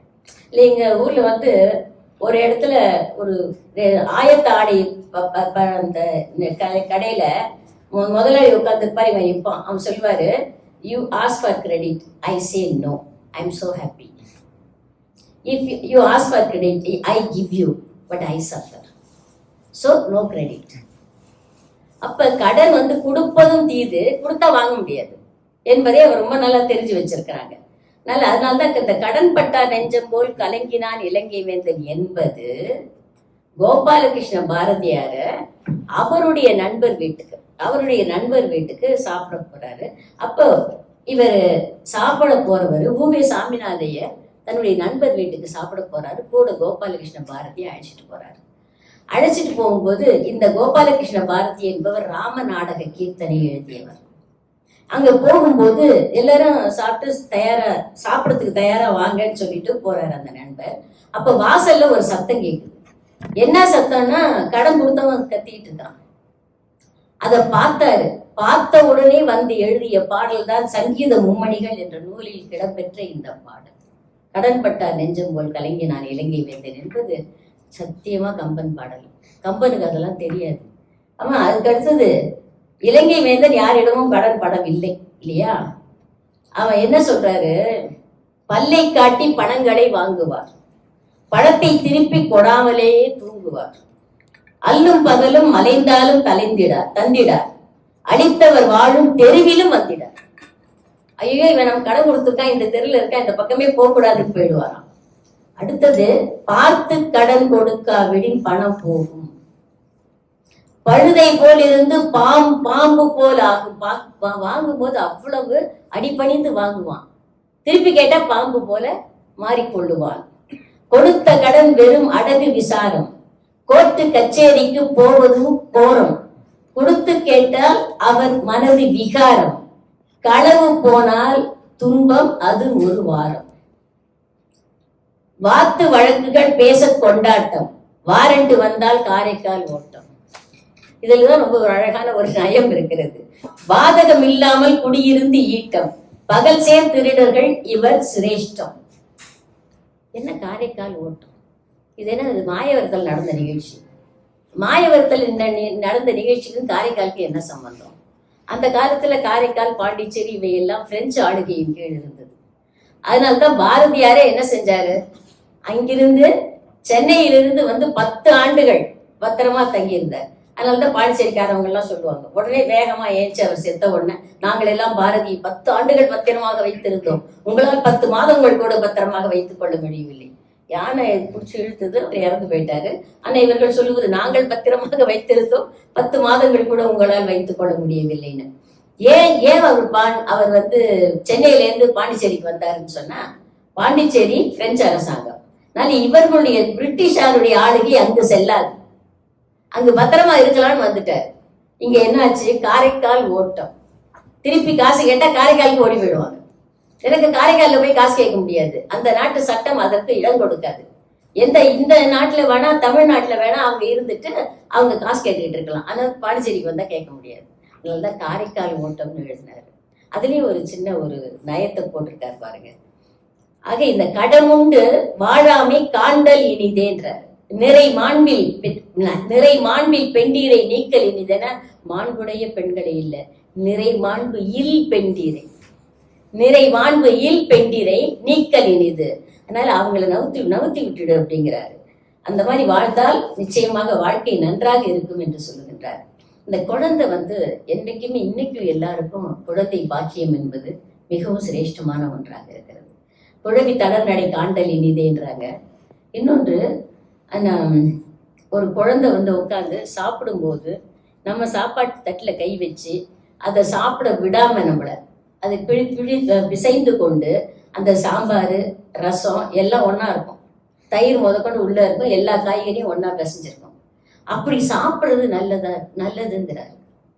அந்த ஒரு பாண்டிய மன்னன் பாடுகிறான், இது போல ஒரு குழந்தை வேணும், இந்த மாதிரி என்னை இட்டும் தொட்டும் கவ்வியும் துழந்தும், அப்படி இருக்கணும் ஒரு குழந்தை. நான் சாப்பிட்ற தட்டில் எல்லாவற்றையும் சேர்த்து சாப்பிட வேண்டும். இது எனக்கு ஒரு பர்சனலாக ஏற்பட்ட ஒரு அனுபவம். என்ன என்று சொன்னால், என்னுடைய அண்ணியார் மறைந்த பிறகு என்னுடைய அண்ணன் வந்து என்னுடைய வீட்டில் வந்து சாப்பிட வைத்து கொண்டிருந்தேன். அப்போது என்னுடைய பேர குழந்தை 1.5 வயசு. அப்போது அவர் வந்த உடனே போய் நின்று ஃபோனை வாங்கிட்டு அவர் சாப்பிடும்போது மெதுவாக ஏறி டேபிளில் உட்காந்துட்டு அவரை சாப்பிடவே விடாம தன் கையில என்னென்ன கிடைக்குதோ எல்லாத்தையும் எடுத்து அவர் தட்டில் போட்டுட்டு அதுவும் கையை வச்சுப்போம். நான் சொல்லுவேன், நான் தூக்கிட்டு போயிடுறேன், பெசாத விடு, இது இப்படி சாப்பிட்றதுதான் எனக்கு நிம்மதியா இருக்கு, என்னை விட்டுடு அப்படின்பார். எனக்கு அது புரிஞ்சது. அவருக்கு பேர குழந்தை இல்லை, ஒன்று அவருடைய மனைவி இல்லை, எல்லா துன்பங்களையும் அந்த ஒரு சிறு குழந்தை போக்கிக் கொண்டிருந்தது. அப்ப நிம்மதியா சாப்பிட்டு எழுந்து போயிடுவார். நான் சாப்பிட்டுக்கிறேன் பரவாயில்ல அப்படின்னு எல்லாவற்றையும் கலந்து அந்த உணவை அவர் சாப்பிட்டு எழுந்து போவதை நான் கண்ணார பார்த்திருக்கேன். அப்ப அதிவீர ராம பாண்டியனுடைய பாடல் அங்கே உண்மையாகி கொண்டிருந்ததை நான் பார்த்தேன். அதான் குழவி தளர் நடை காண்டல் இனிது. அது அப்படியே நடந்து வரும்போது ஒரு செடியானது அசைந்து அசைந்து காற்றில் அசைந்து வர்ற மாதிரி நிக்க முடியாது, அதால வேகமா ஓடி வரவும் முடியாது. அப்படி வருகின்ற பார்வையே ரொம்ப நல்லா இருக்குன்னாரு. அதனாலதான் 4000 திவ்ய பிரபந்தத்துல பெரியாழ்வார் பாடுறாரு. இந்த மாதிரி கண்ணனை குழந்தையாக பாவித்து பாடுகின்றார். அவன் நடந்து வருகின்ற காட்சியை பார்ப்பதே இனிது என்று. ஆக குழந்தையின் நடையினை பார்த்து இனிமே யாரும் கோபமே படக்கூடாது, அவ்வளவு அழகா சொல்றாரு. இன்னொன்னு சொல்றாரு பாத்தீங்களா, இவர் இந்த செல்வந்தர்கள் எதற்காக செல்வம் சேர்க்க வேண்டும் என்று சொன்னால் அடுத்தவர்களுக்கு கடன் கொடுப்பதற்காக செல்வம் சேர்க்க வேண்டும் என்றார். அது திருவள்ளுவர் சொல்றார், பயன்மரம் உள்ளூர் பழுத்தற்றார். எப்படி நல்ல பழம் கொடுக்கக்கூடிய சாப்பிடக்கூடிய பழம் கொடுக்கக்கூடிய பயன்மரம் உள்ளூர்ல பழுத்தே இருந்ததுன்னா எல்லாரும் படிச்சுட்டு போயிடுவாங்க. அத மாதிரி இருக்க வேண்டும் செல்வந்தன். தன்னிடம் இருக்கக்கூடிய அத்தனை செல்வத்தையும் எல்லோருக்கும் கொடுத்தால் நிச்சயமாக அவன் மீண்டும் செல்வந்தன் ஆவான் என்று காட்டியிருக்கின்றார். இப்போது சுரேஷ் அவர்களுக்கு எங்களுடைய மனமார்ந்த வாழ்த்துக்களை சொல்லி அடுத்தாற் போல பேச வருகிறவர் ஜெயலட்சுமி. ஜெயலட்சுமி அவங்க தமிழ் மொழியிலையும் பண்பாட்டிலையும் மிகுந்த நாட்டம் கொண்டவர். அது எல்லாத்தையும் விட நமக்கு எது வராதோ அது அவங்களுக்கு வருது. யோகாவில் சிறந்த பயிற்சியை மேற்கொண்டவர். யோகாவை மற்றவர்களுக்கு கற்றுக் கொடுக்கக்கூடிய வாய்ப்பையும் பெற்றவர். நல்ல அவர்கள் குழந்தைகளுக்காக பரவாயில்ல அப்படின்னு எல்லாவற்றையும் கலந்து அந்த உணவை அவர் சாப்பிட்டு எழுந்து போவதை நான் கண்ணார பார்த்திருக்கேன். அப்ப அதிவீர ராம பாண்டியனுடைய பாடல் அங்கே உண்மையாகி கொண்டிருந்ததை நான் பார்த்தேன். அதான் குழவி தளர் நடை காண்டல் இனிது.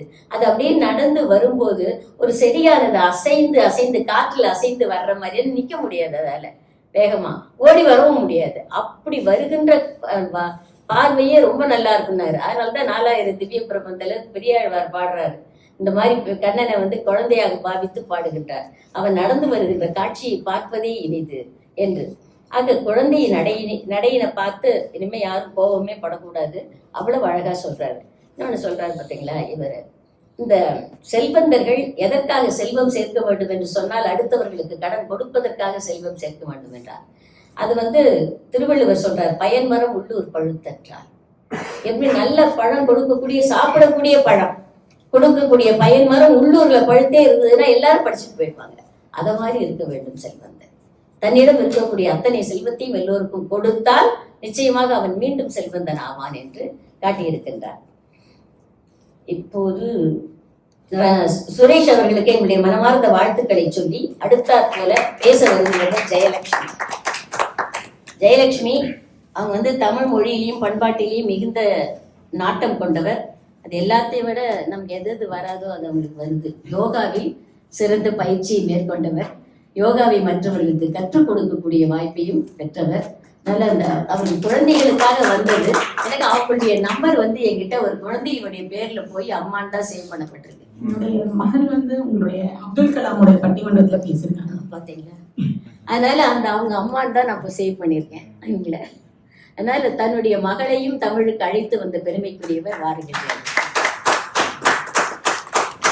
அன்பார்ந்த இலக்கிய நண்பர்களே, தமிழின் சுவைமிக்க சொற்களால் மனம் நிறைந்த இந்த இனிய இலக்கிய வனம் நிகழ்ச்சிக்கு உங்கள் அனைவருக்கும் என் பணிவான வணக்கம்.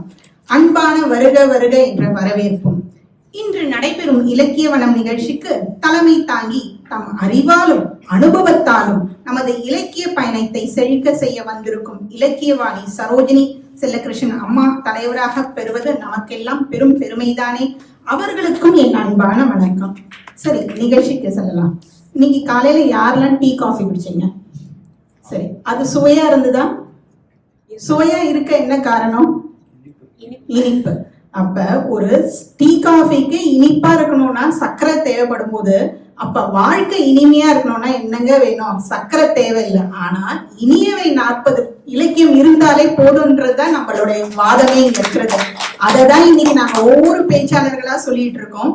ஒரு வாழ்க்கைக்கு தேவையான வழிகாட்டி தான் இனியவை 40 இலக்கணம். அதுல எனக்கு கொடுத்த பாடல்கள் 17-24 பாடல்கள். என்னால் முடிந்த அளவு 17-24 பாடல்கள் எல்லாத்துக்கும் விளக்க கொடுக்க முடிஞ்சா கொடுக்குறேன், இல்லைன்னா சிறப்பான பாடல்களுக்கு மட்டும் உங்க கூட பகிர விரும்புகிறேன். சரி, நான் முதல்ல எடுத்துக்கிட்ட பாடல் பாத்தீங்கன்னா பாடல் 17. பாடல் 17ல அப்படி என்னதான் சொல்லியிருக்காங்க அப்படின்னு பாத்தீங்கன்னாக்கா, நட்பு இனிது என்ற விளக்கத்தை கொடுத்திருக்காங்க. அதுலயும் முதல் 2 வரிகள் பாத்தீங்கன்னா, நட்டார்க்கு நல்ல செயல் இனிது அதனினும் எத்துணையும் ஒட்டாரை ஒட்டி கொள்ளல் அதனினும் முன் இனிது அப்படின்றாங்க. என்ன சொல்ல வராங்க? எது இனிது? முதல்ல நண்பர்களுக்கு இனியவற்றை செய்யணும்ன்றாங்க. இதுதான் முதல் இனிது. இரண்டாவது இனிது என்னன்னா, அதனினும் முன் இனிது என்னது? பகைவர்களையும் நண்பர்களாக்கி கொள்வதுதான் இனிதுன்னு சொல்றாங்க. அப்ப இதுல சொல் நயத்தை பாருங்க, இனிது முன் இனிது. சொல் வளம் அப்படின்னு பாத்தீங்கன்னா நட்டார் ஒட்டார் அப்படின்றாங்க. நட்டார் அப்படின்னா என்னன்னா நண்பர்கள், ஒட்டார் அப்படின் போது பகைவர்கள். எப்பவுமே நம்ம ஒரு விஷயத்த சொல்லுவோம் நண்பர் நண்பர் நண்பர் தான் சொல்லி சொல்லுவோம். ஆனா இல்ல பாருங்க, நண்பர் எதிர்வினை என்னது? இதுல வந்து பகைவர். அப்ப நண்பரையும் பகைவனாக்குன்றத நம்மளுக்கு எத்தனை நூற்றாண்டுகளுக்கு முன்னாடியே சொல்லியிருக்காங்க. இது இப்ப 3வது ஒரு பாடல்ல 3 இனிது சொல்லியிருக்காங்க. அப்ப 3வது இனிது அப்படின்னும் போது இந்த 17வது பாடல்கள்ல என்னன்னாக்கா, எல்லாற்றை விட இனியது என்ன? எல்லா பொருள்களையும் உடைய நண்பரை துணையாக வைத்துக் கொள்வதும் அதனிலும் இனிது அப்படின்னு சொல்லியிருக்காங்க. இப்ப இது இந்த காலத்துக்கு பொருந்துமா அப்படின்னு பாத்தீங்கன்னா கண்டிப்பா பொருந்தோங்க. நல்ல நண்பன் இருந்தால் நம்மை வளர வைப்பார்கள் அப்படின்றதுக்கு சிறந்த உதாரணம் இந்த நிகழ்ச்சி தான். இந்த நிகழ்ச்சியில பேச்சாளர்கள் பெயர்லாம் கொடுத்த உடனே நாங்க வாட்ஸ்அப் குரூப்லாம் வச்சுக்கிட்டோம். எல்லாருமே அவங்கவுங்களோட இனியவை 40 எந்த லிங்க்ல எல்லாம் பார்த்தோம், எதுல இருந்து பொருள் எடுத்தோன்றதெல்லாம் பகிர்ந்துட்டோம். நேத்துல இருந்து ஒவ்வொரு பேச்சாளர்களுமே யாரா இருக்கட்டும், ரங்காண்ணாவா இருக்கட்டும், இல்லைன்னா ராஜ்சிமன் அண்ணா இருக்கட்டும், சுரேஷா இருக்கட்டும், அனு மேடமா இருக்கட்டும், எல்லாருமே உனக்கு பாடல் பொருள் கிடைச்சுதா, விளக்கம் கிடைச்சுதா அப்படின்னு சொல்லி இப்ப மேடைக்கு வர வரைக்கும் நீங்க பேசுவீங்க அப்படின்னு சொல்லி உற்சாகம் கொடுத்தது யாருன்னா இந்த நல்ல நட்பு தாங்க. இந்த நல்ல நட்பு தான் நம்மள வளர செய்யும். அப்ப அந்த நூற்றாண்டுகளை சொன்னது இன்றைய சூழலுக்கும் பொருந்திருக்கு. இதை விட வேற இனிமை என்ன வேணும்னு சொல்லுங்க. அப்ப பாடல் 17ஓட பொருள் முடிந்துதான் நட்புன்றது இனிமை அப்படின்றத அழகா சொல்லிட்டாங்க. சரி, அடுத்த பாடலோட சிறப்பு பார்க்கலாம் அப்படின்னு பாத்தீங்கன்னா, இது கண்டிப்பா இன்றைய சூழலுக்கு பொருந்தும். ஏன்னா இது பெற்றோர்களை பத்தி சொல்லியிருக்காங்க. எல்லாரும் படாத பாடு நம்ம குழந்தைகளை வளர்க்கறதுல இருக்கு. காலையில பிள்ளைங்களை ஸ்கூலுக்கு அனுப்பும்போது நல்லா தாங்க போவாங்க, எல்லாம் ஆசிரியர்களை நல்லா பண்ணு இது அதுன்ட்டு. ஆனா சாயங்காலம் இந்த 4 மணிக்கு வந்தோடனே வீட்டு பாடம் செய்யின்னு சொன்னா போதும். 4 மணிக்கு சொன்னா 5 அப்புறம் 6 ஆகும். அப்புறம் 9 மணிக்கு தான் ஒவ்வொரு பேப்பரும் தமிழ்ல செய்யலாமா, கணக்குல ஒரு வேலை இருக்குமா, இப்பவும் என் பையனுக்கு அப்படிதான் கொடுத்துட்டு வந்திருக்கேன், நான் வர்றதுக்குள்ள எல்லாமே செஞ்சு வைன்ட்டு அதே மாதிரிதான் இருக்கும். அப்ப பெற்றோர்களுக்கு பத்தி சொல்றான். சரி, இததான் போட்டோம். நம்ம ஒரு விடுமுறைக்கு போயிட்டு தாத்தா பாட்டி கூட பழகுனா என்ன சொல்லுவாங்க? அந்த காலத்துல ஒரு கதையை ஆரம்பிப்பாங்க. அவங்களா வேண்டாம் போர் அப்படின்னு. இததான் அழகா சொல்லியிருக்காரு. எப்படி சொல்லியிருக்காரு பாத்தீங்கன்னா, அறிவுடையார் வாழும் ஊரில் வாழ்வது இனிது அப்படின்னு இருக்காங்க. சரி, இது முதல் இனிது. அப்ப இரண்டாவது இனிது இதுல என்ன சொல்ல வராங்க அப்படின்னா, அறநூல் படி வாழும் முனிவர்கள் பெருமை. என்னடா இது, இந்த காலத்துல முனிவர்லாம் எங்க இருக்காங்க, இதெல்லாம் சொல்லியிருக்காங்க அப்படின்னு நான் அந்த பொருளை எடுத்து படிக்கும் போதுதான் தெரிஞ்சது. முனிவர் அப்படின்னும் போது இதை நம்ம எப்படி எடுத்துக்கலாம்னாக்கா, மன வலிமையும் மேன்மையான ஒழுக்கம் உடையவர்களை கூட இந்த காலத்துல நம்ம தவசிகள்னு சொல்லலாம், இல்லைன்னா என்னன்னு சொல்லலாம், முனிவர். அப்படிப்பட்ட வாழ்க்கை வாழ்ற இருக்கிறவங்களும் கூட இனிது அப்படின்னு சொல்லிக்கலாம். அப்ப மூன்றாவது இனிது அப்படின்னும் போது இதுங்கதான் கொஞ்சம் சிக்கலே இருக்கு. என்னன்னாக்கா, காலையில எழுந்தவுடன் நல்ல பண்புகளுடன் விளங்கும் பெற்றோரையும் வணங்குதல் இனிது அப்படின்னு சொல்லிக்கலாம். அப்போ ஒரு பெற்றோரா எப்படி நடந்துக்கணும் அப்படின்றத ஒரு அழகா பாடல் 18ல நம்மளுக்கு விளக்க உரை கொடுத்திருக்காங்க. இதுல முதுமையுடைய பெருமையும் பெற்றோரையும் போற்றுவதாக அமைந்தது என்னன்னு சொல்லலாம்னா இந்த பாடலோட சிறப்பு. அப்ப இது இந்த கால சூழ்நிலைக்கும் பொருந்தும் தானே. இப்ப நீங்க பெற்றோரா நம்ம எல்லாருமே ரங்கானா சொல்லும் போது சொன்னாங்க, சுரேஷ் சொல்லும் போது சொன்னாங்க, பெற்றோரா நம்ம எவ்வளவுலாம் அது அந்த காலத்திலேயே நம்மளுக்கு அழகா சொல்லி கொடுத்திருக்காங்க. இதுல ஒரு வார்த்தை நயம் இருக்கு. என்னன்னா, இருமுது மக்கள் அப்படின்னு சொல்லியிருக்காங்க. இந்த இருமுது மக்கள் அப்படின்னு சொல்லும்போது ஒரு மரத்துடைய வேர் பெற்றோர் போல. சோ அவங்க கிட்ட இருந்துதான் நம்ம என்னன்னா குறையாத மேன்மையை கத்துக்கிட்டு வரோம், நல்ல பண்புகளை கத்துக்கிட்டு வரோம் அப்படின்றதுதான் இந்த பாடல் 18ஓட விளக்கம் சொல்லலாம். நட்பு பார்த்தாச்சு, பெற்றோர்கள் செயல் பார்த்தாச்சு. சரி, அடுத்தது என்னத்தை தான் சொல்லியிருக்காங்கன்னா, அடுத்த பாடலுக்குள்ள போறேன். பாடல் 20 எனக்கு ரொம்ப சிறப்பா இருந்தது. ஏன்னாக்கா, யாரை தவிர்க்கணும், யாரோட அறிவுரையை எடுத்துக்கணும், எப்படி வாழ்தல் இனிது அப்படின்னு சொல்லிக்கிறாங்க. இப்ப பள்ளி பருவத்துல இருக்கும்போது யாரை தவிர்க்கணும்னு தெரியாது, எல்லாருமே சேர்த்துப்போம். சரி, ஒரு கல்லூரி காலத்துக்கு போறோம், அப்பவாச்சும் யாரை தவிர்க்கணும்னு தெரியுதா? அப்பவும் நம்ம புத்தி கெட்டுறதே கிடையவே கிடையாது. ஒரு வேலைக்கு போகும்போது வாயை மூடிட்டு நம்ம கம்முன்னு இருப்போமா? அப்பவும் கிடையாது. நம்ம அறிவுக்கு எதுவுமே எடுக்காது. எல்லாருமே எல்லாத்தையும் பேசிட்டு உளறி கொட்டிட்டு இருக்கிறது. இப்படிதான் நம்மளோட வாழ்க்கை இந்த காலகட்டம். அதுக்குதான் அந்த காலத்திலேயே சொல்லியிருக்காங்க நம்ம இனியவை 40ல, வஞ்சக குண கொண்டவர்களை சேராமல் இருப்பது, அவர்களோட தொடர்பு இல்லாம இருக்கிறதே முதல் இனிது அப்படின்னு சொல்லி. அப்ப நீங்க என்ன செய்யணும், ஒரு இடத்துல வேலைக்கு போறோமா, இல்ல நம்ம ஒரு கல்லூரி பருவத்துல இருக்கோமா, அப்ப இந்த மாதிரி ஒரு ஃப்ரெண்ட்ஷிப்பை வந்து அவாய்ட் பண்றது நல்லது அப்படின்றதுதான் முதல் இனிதா சொல்லியிருக்காங்க. அடுத்த இனிது யார் அப்படின்னா, நம்மளை சுத்தி எப்பவுமே எப்படி வச்சிருக்கணும்னா கற்றறிந்த பெரியோர்களுடன் தொடர்புல வச்சிருக்கிறது இரண்டாவது இனிது அப்படின்னு. இதெல்லாம் விட இனிது எப்போ அப்படின்னு சொல்லியிருந்தாக்கா, இந்த பூமியில வாழ்ற எல்லா உயிர்களையும் நம்ம வந்து என்னன்னாக்கா இணக்கமாக வைத்துக் கொள்வது. அப்ப வஞ்சகர் இருக்கக்கூடாது. இரண்டாவது என்ன இருக்கணும்னாக்கா, நம்ம கற்றறிந்த சான்றோர்களுடன் நம்ம எப்பவுமே இருக்கணும். கடைசியா நம்ம அப்ப எல்லா உயிர்கள் அப்படின்னு சொல்லும் போது இதுல சொல்வளம் ரொம்ப அழகா இருக்கு. உலகத்தை வந்து எப்படி சொல்லியிருக்காருன்னா, ஆசிரியர் வந்து ஒரு மலர் வந்து எப்படி மொட்டு வந்து எப்படி விரியுதோ அந்த மாதிரி ஒரு உலகத்தை வந்து நம்ம இருக்கோம். அந்த உலகத்துல இருக்கும்போது எல்லா உயிர்களையும் நம்ம வந்து என்ன பண்ணணும்னா இணக்கமாக இருந்து வஞ்சகரை தவிர்த்து நல்ல சான்றோர்களை இருக்கிறது தான் வந்து என்ன சொல்றாங்கன்னா ஒரு இனியதுன்றது இந்த பாடல் விளக்கத்துல சொல்லியிருக்காங்க. சரி, இந்த 20 தான் இவ்வளவு சிறப்பா இருக்கு. சரி, அடுத்ததுதான் என்ன பாடல்ல சொல்லியிருக்காங்க அப்படின்னு பார்க்க வரும்போது பாத்தீங்கன்னாக்கா, பாடல் 24 எனக்கு ரொம்ப பிடிச்சது பாடல் சொல்லலாம். ஏன்னா நானும் கொஞ்சம் டக்கு டக்குன்னு கோவப்பட்டுருவேன். உங்களுக்கு எல்லாம் யாருக்கா கோவம் வருமானு தெரியல. இந்த கோவத்தை எப்படி பண்ணணும் அப்படின்றத வெற்றியா, கோவத்தை கண்ட்ரோல் பண்ணா வெற்றி அப்படின்னு சொல்லிடுறேன். அப்ப எப்படி வெற்றி கொள்ள முடியும் அப்படின் போது பாத்தீங்கன்னாக்கா, வெற்றி கோபம். இப்ப இதுக்கு வந்து சிறந்த உதாரணம் அப்படின்னு பாத்தீங்கன்னா என்னோட பொண்ணு சொல்லலாம். இப்ப பிப்ரவரி 4ஆம் தேதி எக்ஸாம் ஆரம்பிக்கும் போது அவங்க வந்து இந்த எக்ஸாம் நடக்கிற வரைக்கும் அப்படியே ஒரு ஸ்ட்ரெஸ் டென்ஷன்லயே படிச்சுட்டு இருப்பாங்க. ஆனா அந்த மாதிரி படிக்க கூடாது. வெற்றின்றது அப்படி இல்லைன்றாரு. எப்படி சொல்லணும்னா, அந்த வேலையை முடிக்கிற வரைக்கும் பொறுமையா இருக்கணும். அப்பதான் அந்த வெற்றியை கொள்ள முடியும் அப்படின்னு சொல்றாங்க. அப்ப அதே மாதிரி அதெல்லாம் விட இனிது என்னன்னா, தன்னிடம் ஒரு பொருள் இல்லைனாலும் தன்னால் முடிந்த நற்செயல்களை எவன் செய்கிறானோ அவனே இனியவன் அப்படின்னு சொல்லு. அப்போ ஒரு வெற்றின்றது வந்து உங்களுக்கு சாதாரணமா வந்து அடைஞ்சிடாது.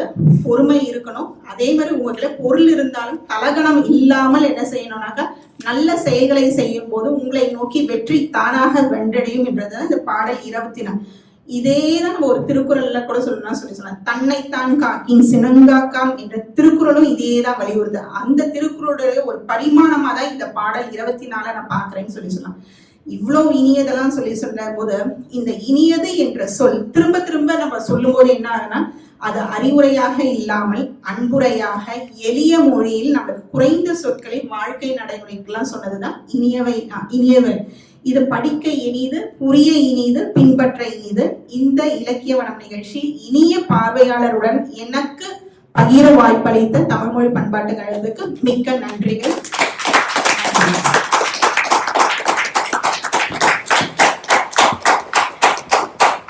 வாழ்த்துக்கள் ஜெயலட்சுமி. ரொம்ப, அதாவது எல்லா பாடலுக்கும் பொருள் சொல்ல போறேன்னு சொல்லிட்டு ரொம்ப முக்கியமானதுக்கெல்லாம் ரொம்ப அழகா பொருள் சொல்லிட்டீங்க. வந்து நீங்க சொல்லும் போது நண்பர்களின் நட்டாரே ஒட்டாரே என்று அந்த எதுகை மோனையோடு அமைந்தது. நட்டார் என்பது நட்பு கொண்டோ, அந்த நட்டாருக்கு எதிர்ப்பதமா இருக்கவர் தான் ஒட்டார். நம்ம கிட்டே ஒட்டாதவர்கள், அந்த பகைவர்கள் கூட தேவையான போது நீங்கள் நண்பராக்கி கொள்வது இனிது. இதுல வந்து ரொம்ப முக்கியமானது வந்து இங்க சிங்கப்பூருக்கு ஒட்டிய ஒரு பாடல் எதுன்னா இந்த பாட்டு தான். மன்றில் முதுமக்கள் வாழும் பதியினிதே, தந்திரத்தின் வாழும் தவசிகள் மாண்பினிதே, எஞ்சா எழுச்சீர் இருமுது மக்களை கண்டு எழுதல் காலை இனிது அப்படின்ட்டார். இப்ப இங்க முதியவர்களுக்கெல்லாம் எத்தகைய சிறப்புகள் கொடுக்கப்படுகின்றன என்பது உங்களுக்கு தெரியும். அடுத்தது, இன்றைக்கு அவர்களை கொண்டுதான் இந்த ஜப்பான் படையெடுப்பின் போது இந்த நாடு என்னென்ன துன்பங்களுக்கு உள்ளானது என்பதை அவர்கள் மட்டும்தான் நமக்கு சொல்ல முடிகிறது. ஆனா நம்ம பிரச்சனை என்ன ஆயிடுது, அவங்களுக்கு பேர் பூமர்னு வச்சு அவங்க சொல்றதையே கேட்க மாட்டேங்கிறோம். நீ வந்து பேசாத, ஐயோ நீ ஆரம்பிக்காத. ஆனா அவங்க இறந்த பிறகுதான் தெரியும். அதை கேட்டுக்கொள்ளாமல் நம்மகிட்ட விழும்போது அவங்க அனுபவிச்சவங்க சொல்லணும். அது அனுபவிச்சவங்க சொல்லலைன்னா வேற யாரு? அதனால பாண்டிச்சேரியினுடைய வரலாறை அங்கு வாழ்ந்த திவான் அந்த ஆனந்தரங்க பிள்ளை அவர்கள் தான் எழுதினார். தான் வாழ்க்கையில டைரின்னு எழுதினாரு. இன்னைக்கு பிரெஞ்சு அரசாங்கம் பாண்டிச்சேரி ஆண்டதன் வரலாறு எங்களுக்கு கிடைத்தது அதுதான். ஆனா அந்த அவர் எழுதின டைரி எங்க இருக்கு தெரியுமா? பிரான்ஸ்ல இருக்கு. அவர் வந்து கைப்பட எழுதிய அந்த கையெழுத்து பிரதியும் பிரான்ஸ்ல தான் இருக்கு. எங்கள்கிட்ட இருக்கிறதுலாம் அச்சடித்த பிரதிகள் தான். என்று ஒவ்வொருவர் வாழ்ந்த போது நமக்கு கொடுக்கக்கூடிய மிகப்பெரிய கொடை அவர்களுடைய அனுபவங்கள் தான். இப்ப இங்க சொல்றாங்கல்ல, அதனாலதான் நான் ஆரம்பத்திலேயே சொன்னாங்க தந்தை தாய்ப்பேன். நல்ல எல்லாவற்றையும் மதித்த பாரதி சொன்னான், எங்கள் தந்தையர் நாடு என்ற பேச்சினிலே ஒரு சக்தி பிறக்குது மூச்சினிலே அப்படின்னா இல்லையா. அந்த அது தந்தையர் நாடு மட்டும் இல்ல, தந்தை தாய் பேன் மட்டும் இல்ல, மாதா பிதா குரு தெய்வம் இல்லையா. அவர்களை தாண்டிதான் குருவே வர்றாரு, வேற யாரும் வரல. இதை யார் எழுதினார்னா பாரதிதாசன் ஒரு முறை எழுதினா. அவனுடைய குடும்ப விளக்கு என்ற நாவல்ல ரொம்ப சிறப்பான ரொம்ப நுணுக்கமான ஒரு பகுதி. மணவழகர் என்பவர் அவருடைய மனைவியோடு வாழ்கிறார். அவர் தான் அந்த குடும்பத்தின் மூத்த தலைமுறை. அவர் என்ன பண்றாருன்னா, அதை எழுதும் போது பாரதிதாசன் எழுதுகிறார் குடும்ப விளக்குல, அந்த வீட்டுல மணவழகர் தன் மனைவியோடு முன்னறையில் இருக்கின்றார். அவங்க உள்ள வந்தவன பார்க்கக்கூடிய முதல் ஆள் அவங்கதான். இப்ப நீ வெளியே வராத, உனக்குள்ள ரூம்ல மரியாதையே உள்ள கதவை சாத்திட்டு, நாங்களா உனக்கு சாப்பாடு கொடுக்குறோம், இல்ல சாப்பிட்டு கூப்பிடுறோம். அப்படித்தான் இன்றைய வாழ்க்கை முறை நடந்து கொண்டு இருக்கிறது. நம்ம என்னென்ன தப்பு பண்றோம், இந்த குழந்தைகளுக்கு எதை சொல்லிக் கொடுக்க வேண்டும் என்பதை கூட 5ஆம் நூற்றாண்டில் வைத்த ஒரு இலக்கியம் நமக்கு சொல்லிக் கொடுத்து கொண்டிருக்கிறது. எப்படின்னா, 20 மக்களை கண்டு எழுதல் காலை இனிது. அவங்கள காலையில எழுந்தவுடனே பார்க்கணுமா, அவங்கள கால வடங்கெல்லாம் சொல்லல, காண்டல் இனிது, அவர்களை கண்டு எழுவது இனிது என்று சொல்லும் போது அவர்களுடைய அனுபவம், அவர்களுடைய வாழ்க்கை எல்லாமும் நமக்கு தேவை என்பதை ரொம்ப அழகா சொல்றாரு. என் கோவலன் சொல்லல, கண்ணகி கிட்ட என்ன சொல்றான், 20 புறவர் ஏவலும் பிழைத்தேன். நான் என்ன பண்ணேன், எங்க அப்பா அம்மாவுக்கு செய்ய வேண்டிய கடமையும் செய்யல, உனக்கு செய்ய வேண்டிய கடமையும் செய்யல, பெருமுது குறைவிக்கு சிறுமையும் செய்தேன் என்று சொல்லுவான். அப்ப எப்போது இந்த தாய் தந்தையரை வணங்க வேண்டும் என்பதையே இந்த இலக்கியம் இவ்வளவு அழகாக நமக்கு சொல்லுகின்றது. அவங்க சொல்றாங்க, யாருகிட்டையும் வஞ்சகம் கொள்ளாதே, கற்றறிந்தவர்களோடு இந்த பாட்டு முழுக்கவே பாருங்க, கற்றறிந்தவர்களோடு நீ சிநேகம் வச்சுக்கோ, கற்றறிந்தவர்களோடு பழகி வைத்துக்கொள் என்றுதான் முழுக்க எப்படியோ வெவ்வேறு வார்த்தைகள்ல சொல்லிக்கொண்டே செல்கிறது. ஏனென்றால் சொல்லுவோம் இல்லையா, நீ எப்படி இருக்கிறாயோ உன் நண்பன் எப்படி இருக்கிறானோ நீ அப்படித்தான் இருப்பாய். Birds of same feather flock together. எல்லா பறவையும் தன்னுடைய இனத்தோடு சேரும். அதனால கற்றறிந்தவரோடு சேருவான். அப்போது தான் படிக்கலைன்ற எண்ணம் வந்தா அவனாவது திரும்ப படிப்பான். அதனாலதான் படிக்க வேண்டும் என்று சொல்லுகின்றார்கள். அடுத்தது இவங்க சொன்னாங்க இல்லையா, படிச்சவன் எடுத்து சொல்லணும். ரொம்ப கஷ்டம். இதுல ஒரு முன்னாடி வந்த பாட்டுல படிச்சவன் எல்லாருக்குமே தான் என்ன படிச்சோன்னு எடுத்து சொல்ல வரல. அதுவே தப்புங்கிறாரு திருவள்ளுவர். இணரூழ்த்தும் நாரா மலரனைய கற்றது உணர விரித்துவையார், மலர்ந்தும் மனம் பரப்பாத மலரை போன்றவன். தான் என்ன படிச்சோன்னு மத்தவங்களுக்கு புரியுற மாதிரி எடுத்து சொல்லலைன்னா அவன் என்னத்துக்கு படிச்சான், சும்மாவே இருந்திருக்கலாமே, நாங்களே அதை படித்து தெரிஞ்சுக்கோமே என்று சொல்லுகின்றான். அப்படி சொல்லுகின்ற சில பாடல்களின் கருத்தை எல்லாம் மிக அழகாக ஜெயலட்சுமி அவங்க பொண்ணை வேற பேச்சாளராக இருக்காங்க. அவங்க எங்களோடு ஒரு மேடையில் பேசினார்கள். நாங்க அந்த அணியில பேசணும், நல்லா நடுவர்லாம் நினைச்சுக்காதீங்க. அதுல வெளியூர்ல இருந்து ஆட்கள் வந்ததுனால எங்களை எல்லாம் அணித்தலைவராக போட்டாங்க. அப்ப எனக்கு கீழே பேசிய மாணவர்களாக இவர்கள் எல்லாம் வந்தார்கள். இவங்களுடைய மகள் வந்தது. நேத்து டான்ஸ் ஆடினாங்கல்ல, அகிலாமுத்துவோட மகள், அவளும் மகிஷா, அவளும் சேர்ந்துதான் என்னோடு பேசினாள். அப்ப என்னன்னா, எனக்கு அடுத்த தலைமுறை வரை இந்த தமிழும் இசையும் பாய்ந்து வருவது எனக்கு ரொம்ப சந்தோஷமா இருக்கிறது. அதுதான் அந்த பேச்சாளர் மன்றத்துல எனக்கு ரொம்ப பிடிச்சது. அதனாலதான் அந்த வாலியை தலைமுறை தாண்டியும் வாலியில எங்கிட்ட கேட்டப்ப 5 பேர் பாடணும்ன்றாங்க. பாட விடுங்கப்பா, அவங்களுக்கு இதுதான் மேடை. அவங்க வேற ஏதாவது மேடை போய் கேட்டா கொடுக்க மாட்டாங்க. நம்ம மேடை இதை நம்ம பயன்படுத்திக்காம யார் பாடுறாங்களோ பாடட்டும், ஒரு 5 பேர் பாடட்டும், ஒரு 5 பேர் பேசட்டும், 10 பேரா இருக்கட்டும் வாய்ப்புகள் என்று நான் சொன்னேன். அதனால எல்லாரும் பாடுறாங்க. அவங்க அடுத்த தலைமுறை என்னன்னா, அவங்க வந்த பேச்சாளர் மன்றங்கள்ல சில உறுப்பினர்களுடைய குழந்தைகளை அழைத்து கொண்டு பாட வந்தார்கள். தன்னால பாட முடியலன்னொன்னு தான் குடும்பத்துல ஒருத்தர் பாடணும்னு நினைச்சு வந்தாங்க இல்லையா. நிச்சயமாக தமிழ் வாழ்ந்து, உங்களால் தமிழ் வாழ்ந்தார்கள். போல அனுராதா வெங்கடேஸ்வரன், ஒரு அனுன்னு தான் எல்லாருக்கும் தெரியும். அனுராதா அவர்கள் எப்பயுமே இலக்கிய வளத்தை அவங்க தான்ப்பா முதல்ல பேசுவாங்க, தப்பே கிடையாது. இந்த மாதிரி கடைசியில 4வது பேச்சாளராக அவர்கள் நான் பார்த்ததே இல்லை. போட்டிருக்காங்கல்ல, எப்ப பார்த்தாலும் அதுதான் இருக்கும். அதனால நான் ஆட்டோமேட்டிக்கா ஆரம்பிச்சுட்டேன். ஓகே, அனுவோட மிகப்பெரிய ஒரு நல்ல குணம், தமிழ் மீது மிகுந்த பற்று கொண்டவர். இன்னும் கொஞ்ச நாள்ல உங்க எல்லாரையுமே மிரட்டக்கூடிய தமிழாசிரியராகவும் ஆக போகின்றார். அடுத்தாற்போல் இப்போ தமிழ் ஏதாவது ஒரு நிகழ்ச்சி நடத்தணும்னு சொன்னா நிகழ்ச்சிகளை ஒருங்கிணைத்தல் என்பது அவ்வளவு சுலபமான விஷயம் இல்லை. இந்த ஒருங்கிணைக்கும் அளப்பரிய ஆற்றல் கொண்டவர். நாளை காலம் நடத்தணும் எனக்கு தெரியல, ஒரு 8 பேச்சாளர் வேணும், ராத்திரிக்குள்ள பேச்சாளர் பேர் வந்துடும். அது என்னதான் பண்ணுவாங்களோ தெரியாது. அத்தனை பேரை கையில வச்சிருக்க மாதிரி கெட்டுக்குன்னு எடுத்து கொடுத்துருவாங்க. அப்படி மிகச்சிறந்த ஆற்றல் கொண்டவர். அப்ப அப்படி ஆட்களையே ஒருங்கிணைக்கும் போது செய்திகளை ஒருங்கிணைக்க மாட்டாங்க. வாங்க.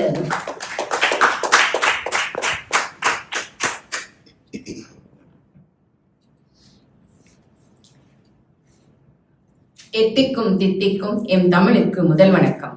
அனைவருக்கும் அணுவின் அன்பான வணக்கம். இந்த நிகழ்ச்சியை ஏற்பாடு செய்த தமிழ் மொழி பண்பாட்டு கழகத்திற்கும் இந்த இலக்கியவன நிகழ்ச்சியை தொடர்ந்து தலைமையேற்று நடத்தி கொண்டிருக்கும் இலக்கியவாணி முனைவர் சரோஜினி செல்லகிருஷ்ணன் அம்மா அவர்களுக்கும் பார்வையாளர்கள் உங்கள் அனைவருக்கும் என்னுடைய பணிவான வணக்கத்தை கனிவோடு தெரிவித்துக் கொள்கிறேன். எனக்கு கொடுக்கப்பட்டுள்ள பாடல் 25வது பாடலிருந்து 32வது பாடல் வரைக்கும் முடிந்தவரை சுருக்கமா முயற்சி செய்யறேன். 25வது பாடல். 5 வழியால் வருகின்ற ஐம்புலன்களை அடக்க வேண்டும். ஆசையே துன்பத்திற்கு காரணம். எல்லாருக்கும் தெரியும். You look so beautiful, you look so elegant, you look like அப்படின்னு ரீல்ஸ் வந்ததுன்னா அப்படியே எல்லாரும் அந்த போன் பக்கம் தானே போறோம். ரீல்ஸ் பார்க்காதவங்க இன்னைக்கு யாராவது இருக்காங்களா? போனையே பார்த்து பேசுறது, போனையே பார்த்து சிரிக்கிறது, போனை பார்த்தே தூங்குறது, இதானே இருக்குது. இந்த ஐம்புலன்களை அடக்கினா நமக்கு நேரமும் சேவ் ஆகும், எல்லாமே இருக்கும். ஆனாலும் நம்ம செய்யறது இல்ல. ஆனா அது இனிமை. அந்த ஐம்புலன்களை அடக்கினால் இனிமை.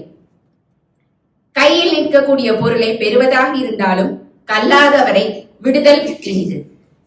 எனக்கு இதை கேட்ட உடனே நம்ம இந்தியாவின் தேசத்தந்தை மகாத்மா காந்தியடிகள் தான் ஞாபகம் வந்தது. எவ்வளவு பெரிய பொருளை கொடுத்தாலும் ஆங்கில அரசாங்கம் பொண்ணு பொருள் இதெல்லாம் நாங்க கொடுக்குறோம்னு சொன்னாங்க. ஆனா கூட அவரு, அதாவது கல்லாதவர்னா இங்க நான் என்ன சொல்றேன்னா, அறம் அல்லாதவர்களே கல்லாதவர்கள், படிக்காதவங்க கிடையாது. அந்த மாதிரி அறம் அல்லாத ஆங்கிலேயர்களோடு சேராம இந்தியாவுக்காக உழைத்து நமக்கு சுதந்திரம் வாங்கி கொடுத்தது இனிமை அல்லவா? அததான் இந்த இனிமை சொல்றோம். இந்த உலகம் நிலையானது என்போரின் நட்பினை கைவிடுதல் இனிது. இன்னுமா இந்த உலகம் இதை நம்பிட்டு இருக்கு, எல்லாமே நிலையா இருக்கு அப்படின்னு சொல்ற மாதிரி. வாழ்க்கை ஒரு வட்டம், தோக்குறவன் ஜெயிக்கிறவன் தோக்குறான் அப்படின்னு போயிட்டே இருக்கு. இன்னைக்கு நம்ம எவ்வளவு பெரிய நிறுவனம் பார்த்திருக்கோம், கேரிஃபோர்லாம். இன்னைக்கு பார்த்தா இல்ல. அப்படி எவ்வளோ பெரிய ஆட்கள்லாம் கூட இன்னைக்கு இடமே தெரியாம போயிருக்காங்க. அதனால எப்பயுமே எல்லாமே நிலையானது கிடையாது. ஒரு பொருளை விரும்பி தன்னை அடைந்தவரின் விருப்பத்தை நிறைவேற்றுதல் இனிது. இப்ப நம்ம ஏதாவது ஒரு கான்சர்ட் போறோம், பிரபலங்கள்கிட்ட போய் அழகா ஒரு போட்டோ எடுத்துக்கிட்டு எல்லாருக்குமே எடுத்துக்கணும்னு, ஏன்னா எல்லாம் அவ்வளவு பொருள் கொடுத்து வராங்க, மினிமம் ஒரு செல்ஃபியாவது எடுத்துக்கணும்னு தோணும். அப்படி இல்லாட்டி ஒரு கேலரி வாக்காவது வருவாங்கல்ல, அப்படி பண்ணா அவங்களுக்கும் இனிது, நமக்கும் இனிது. மதிப்பில்லாதவனிடத்தின் வாழாதவன் மனவெழுச்சிகிறது. ஆபிரகாம் லிங்கன் ஐயா அவர்கள் இருக்காங்க. இதை கேட்டோடனே அங்கதான் வந்தது. அவர் அந்த அமெரிக்காவில ஜனநாயகத்தை உருவாக்கணும்னு நினைக்க பொழுது, அப்ப எல்லாருமே அவர் இந்த செருப்பு உங்க அப்பா தைச்சது அப்படின்னு சொல்லி அவமானப்படுத்தினாங்க. மரியாதை வாசம் விரியாதைன்னு சொல்லிட்டு, ஆனா அங்க மன எழுச்சியோடய அதே நாட்டுல அவர் வாழ்ந்து காட்டினார். அந்த மாதிரி நமக்கு மரியாதை இருந்தா கூட நம்ம மன எழுச்சியோட இருக்கணும். அதுதான் இனிது அப்படின்னு. எப்படியானாலும் பிறருக்கு கொடுக்கும் பொருளை மறைக்காதனுடைய அன்பு மிகப்பெரியதுன்னு. கோவிட் காலகட்டத்துல நிறைய பேர் நிறைய உதவி செஞ்சாங்க. ஆனா ரத்தன் டாட்டா அவர்கள் அவர் இறந்ததுக்கு அப்புறம் தான் நமக்கு நிறைய தெரிஞ்சிச்சு அவர் எவ்வளவு உதவி செஞ்சாருன்னு. அவ்வளவு மறைக்காம நேர்மையான எல்லா உள்ளத்தோடு அன்பா அனைவருக்கும் உதவி செஞ்சாரு. அந்த மாதிரி நம்ம அனைவருக்கும் உதவி செய்வது அதை காட்டிலும் இனிது. தானம் கொடுப்பான் தகையாண்மை முன் இனிது. இது 27வது பாடல். அபயம் கொடுப்பவனின் ஆண்மை இனிது. தானத்தில் சிறந்த தானம் அன்னதானம். இப்ப நம்ம எவ்வளோ படைவலன் இருக்காரும், கர்ணனுக்குன்னு ஒரு சிறப்பு இருக்கு இல்லையா? அதனாலதானே அவர் உயிர் போற வரைக்கும் அந்த அவர் பண்ண தான தர்மம் தான் காப்பாற்றுது. அந்த மாதிரி நம்ம செய்யக்கூடிய தானம் தர்மங்கள் தான் தர்மம் தலை காக்கும். அதுதான் இனிது. மானம் இழந்து வாழாமை இனிது. சிலப்பதிகாரத்துல பாண்டிய அரசன் அறம் தவறியது என்று தெரிந்தவுடன் அரசன் உயிர் துறந்தான். யானே கல்வன் யானே அரசன் சொல்லிட்டு, அந்த மாதிரி நம்ம மானம் இழந்தா வாழக்கூடாது. அந்த காலத்திலேயே அரசர்கள் அறம் தவறினால் உயிர் வாழ மாட்டார்கள்ன்றது இந்த சிலப்பதிகாரத்தை காலம் நமக்கு வேற என்ன இனிமையான செய்திருக்க முடியும். குற்றம் கூறாதவரின் உறுதி இனிது. ஏதாவது எங்கேயாவது தப்பு நடந்துச்சு அப்படின்னா நல்லது அப்படின்னா அது நமக்கு, தப்புன்னு அடுத்தவங்களுக்கு அப்படிலாம் இல்லாம என்னைக்குமே எல்லாமே நம்மளே ஏத்துக்கலாம். நம்ம கிரிக்கெட் கேப்டன் தோனி அவர்கள் எப்பயாவது போய் மேட்ச் இன்னைக்கு நல்லா போகல, காரணம் என்னங்க அப்படின்னு கேட்டா அந்த அணி தலைவர்கள் அங்க அணியில இருக்க யாருமே சொல்ல மாட்டாங்க இன்னைக்கு இந்த டே வாஸ் நாட் குட் அப்படின்னு சொல்லிட்டு அந்த இது போயிடுவார். அந்த மாதிரி இன்னைக்கு அந்த மாதிரி குற்றம் கூறாதவர்களுடைய உறுதி இனிது அப்படின்னு. நன்மையானவற்றை முறைப்படி பெறுதல் இனிது. சிங்கப்பூர்ல எல்லாமே ஒரேயாதான் இருக்கும். இப்ப நம்ம அந்த செகண்டரி ஸ்கூல் ஸ்டூடெண்ட்ஸ் போய் நம்ம கேட்டோம்னா சொல்லுவாங்க ஐ ஏர்ன் திஸ் ஸ்கூல் அப்படின்னு சொல்லிட்டு. ஏன்னா பணம் கொடுத்து இங்க பள்ளியில போய் நம்ம எதுவுமே வாங்க முடியாது, படிச்சுதான் வாங்க முடியும். அந்த மாதிரி முறையாக பெற்றதான் நமக்கும் அந்த உழைப்போட ஊதியம் தெரியும், அதோட அன்பு தெரியும். 28வது பாடல். ஒரு வேலை செய்ய தெரியாத இடத்துல ஒரு வேலையை கொடுக்காம இனிது. வண்டி ஓட்டவும் தெரியாத பின்னாடி போய் வண்டி ஓட்டு உட்காந்து போனா எப்படி இருக்கும், நமக்கு எதுவுமே வாழ்க்கைக்கு நம்ம கேரண்டி கிடையாது. அது மாதிரி சமைக்க தெரியாதவங்க கிட்ட சாப்பாடு விட்டா எப்படி இருக்கும், அந்த மாதிரிதான்.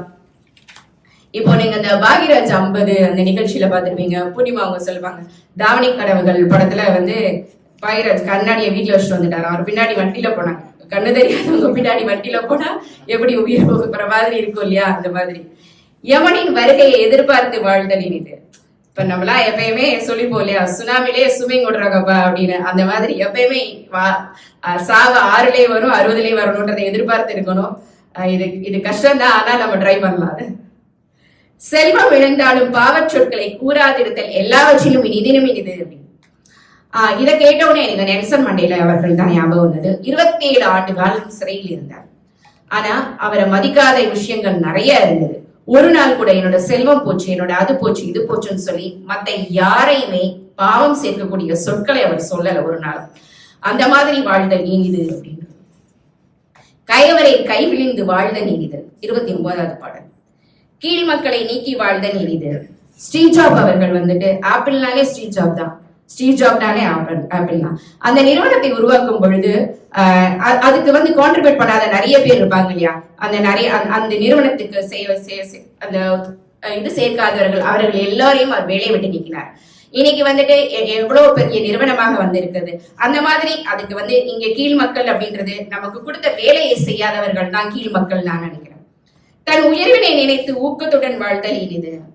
நமக்கு இன்னைக்கு நிறைய கிரிக்கெட் வீரர்கள் இருக்காங்க, இருந்தாலும் சச்சினுக்குன்னு ஒரு இடம் இருக்கு. ஏன்னா ஒவ்வொரு மேட்சும் ஃபர்ஸ்ட் மேட்சா நினைச்சு விளையாடுறாரு அவரு. அதான் தன்னுடைய வினையையவே உயர்வினையாக நினைத்து ஊக்கத்துடன் வாழ்ந்தாதான் நம்மளும் அப்படி இனிமையாக இருக்க முடியும் அப்படின்றது. வறியவர் என்று இகழ்ந்து புகழ்பட வாழ்தல் இனியதாகும். அன்னை தெரசா அவர்கள் யாரையுமே எவ்வளவு கொடுமையானவங்களாக இருந்தாலும் எவ்வளவு கஷ்டப்பட்டாலும் அவங்கள இதுவரைக்கும் யாரையும் இழிவாக நடிச்சதில்லை. அதனாலதான் எல்லாருக்கும் அவர் அன்னை தெரசாக இருக்காரு. குஷ்டரோகிகளை கூட தூக்கி வச்சு அவர் இது பண்ணி அவரோட கையில அவர் நன்கொடை கேட்கும் பொழுது எச்சல் கூட தப்பியிருக்காங்க. ஆனா கூட அதெல்லாம் பொருட்படுத்தாது அந்த வறியவர்களுக்காக அவர் அவ்வளவு செஞ்சார். அதுதான் இனிது அப்படின்னு. 30வது பாடல். நன்றி பயன் தூக்கி வாழ்தல் நனி இனிது அப்படின்னு. ஒருவர் செய்த உதவியினை நினைத்து வாழ்தல் இனிது. நம்ம சூப்பர் ஸ்டார் ரஜினிகாந்த் எடுத்துக்கிட்டா சந்திரமுகி படத்துல ரிப்பீட் அப்படின்னு வரும் இல்லையா, அதுல முதல்ல ரிப்பீட் சொல்றது இயக்குனர் வாசு, 2வது சொல்றது நம்ம சூப்பர் ஸ்டார் ரஜினிகாந்த், 3வது சொல்றது ராஜ்முத்து. அந்த காலத்து நண்பர் அவரு அப்படியே அத இன்னும் அந்த நட்பை மறக்காம அவர் இது பண்ணார் இல்லையா. நீதி சபையில் நடுநிலை தவறாமல் இருத்தலின் பெருமை நடுது. மனுநீதி கண்ட சூழல் ஒரு பசுக்காக கம்ப்ளைண்ட் பண்ணது அப்படின்றதுக்காக தன்னோட கன்று கை பொருட்படுத்தாம தன் மகனையும் இது பண்ணார். அந்த மாதிரி ஒரு அரசர்கள் அந்த காலத்திலையும் அறம் தவறாது இருந்தார்கள் என்பதுக்கு இதுவே பெரியது. யாருக்கும் தெரியாது என்று அடைக்கலமாக வந்த பொருளை அபகரித்தல் இனிது அப்படின்னு. ஏவுகணை நாயகன் அப்துல் கலாம் ஐயா அவர்கள், ஏஜிபி அப்துல் கலாம் அவர்கள் கிட்ட அவ்வளவு பொருட்கள் வந்தது. அவர் நினைச்சிருந்தா என்ன வேணா பண்ணிருக்கலாம். இன்னைக்கும் அவருடைய பிறந்த நாள சுவிட்சர்லாந்துல அறிவியல் தினமாக கொண்டாடப்படுறதுக்கு எவ்வளவோ விஞ்ஞானிகள் இருக்காங்க. இதற்கான காரணம் என்ன, அந்த மாதிரி ஒரு நேர்மையா தன்னிட்ட வந்த பொருளை அபகரிக்காமல் இருப்பதுதான் இனிது. தம்மை அடைக்கலமாக வந்த துன்பத்தை நீக்குவது இனிது அப்படின்னு. நம்ம டூரிஸ்ட் ஃபேமிலி படம் பார்த்தப்போ அவங்க இலங்கை தமிழ்ல பேசிட்டு யாராவது பேசுறாங்களா அப்படின்னு சொல்லி பார்ப்பாங்க. ஆனா அவங்களை கண்டுபிடிக்காம இருக்கணும்னு இருக்காங்க. எல்லா வீட்லயுமே அது இலங்கை தமிழ்ல பேசி இருப்பாங்க. அதான் நம்பினோர் கைவிடப்படுவதில்லை நம் தமிழர்களே. கடன் வாங்கி அதை செய்ய வேண்டியதை செய்யாமல் இருக்கக்கூடாது.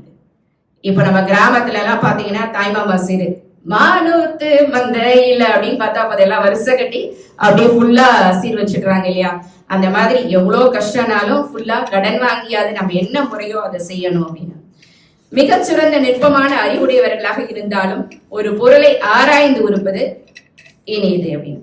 சொல்றதுக்கு முன்னாடி எதையுமே பேசிட்டு தான் சொல்லணும், யோசிச்சுதான் சொல்லணும். ஏன்னா நம்ம கோபத்துல உதிர்க்கிற வார்த்தைகளுக்கு நிறைய ஆயுசு அதிகம். நிறைய சூப்பர் ஸ்டார் ரஜினி அது கூட சொல்லியிருப்பாரு, ஏதோ ஒரு நாள்ல ஒரு வாட்டி கோபத்துல சொன்னதுக்கு அதையே மனசுல வச்சு நிறைய பேர் நிறைய இதை பண்றாங்க இல்லையா? நிறைவான பாடல் 32வது பாடல்.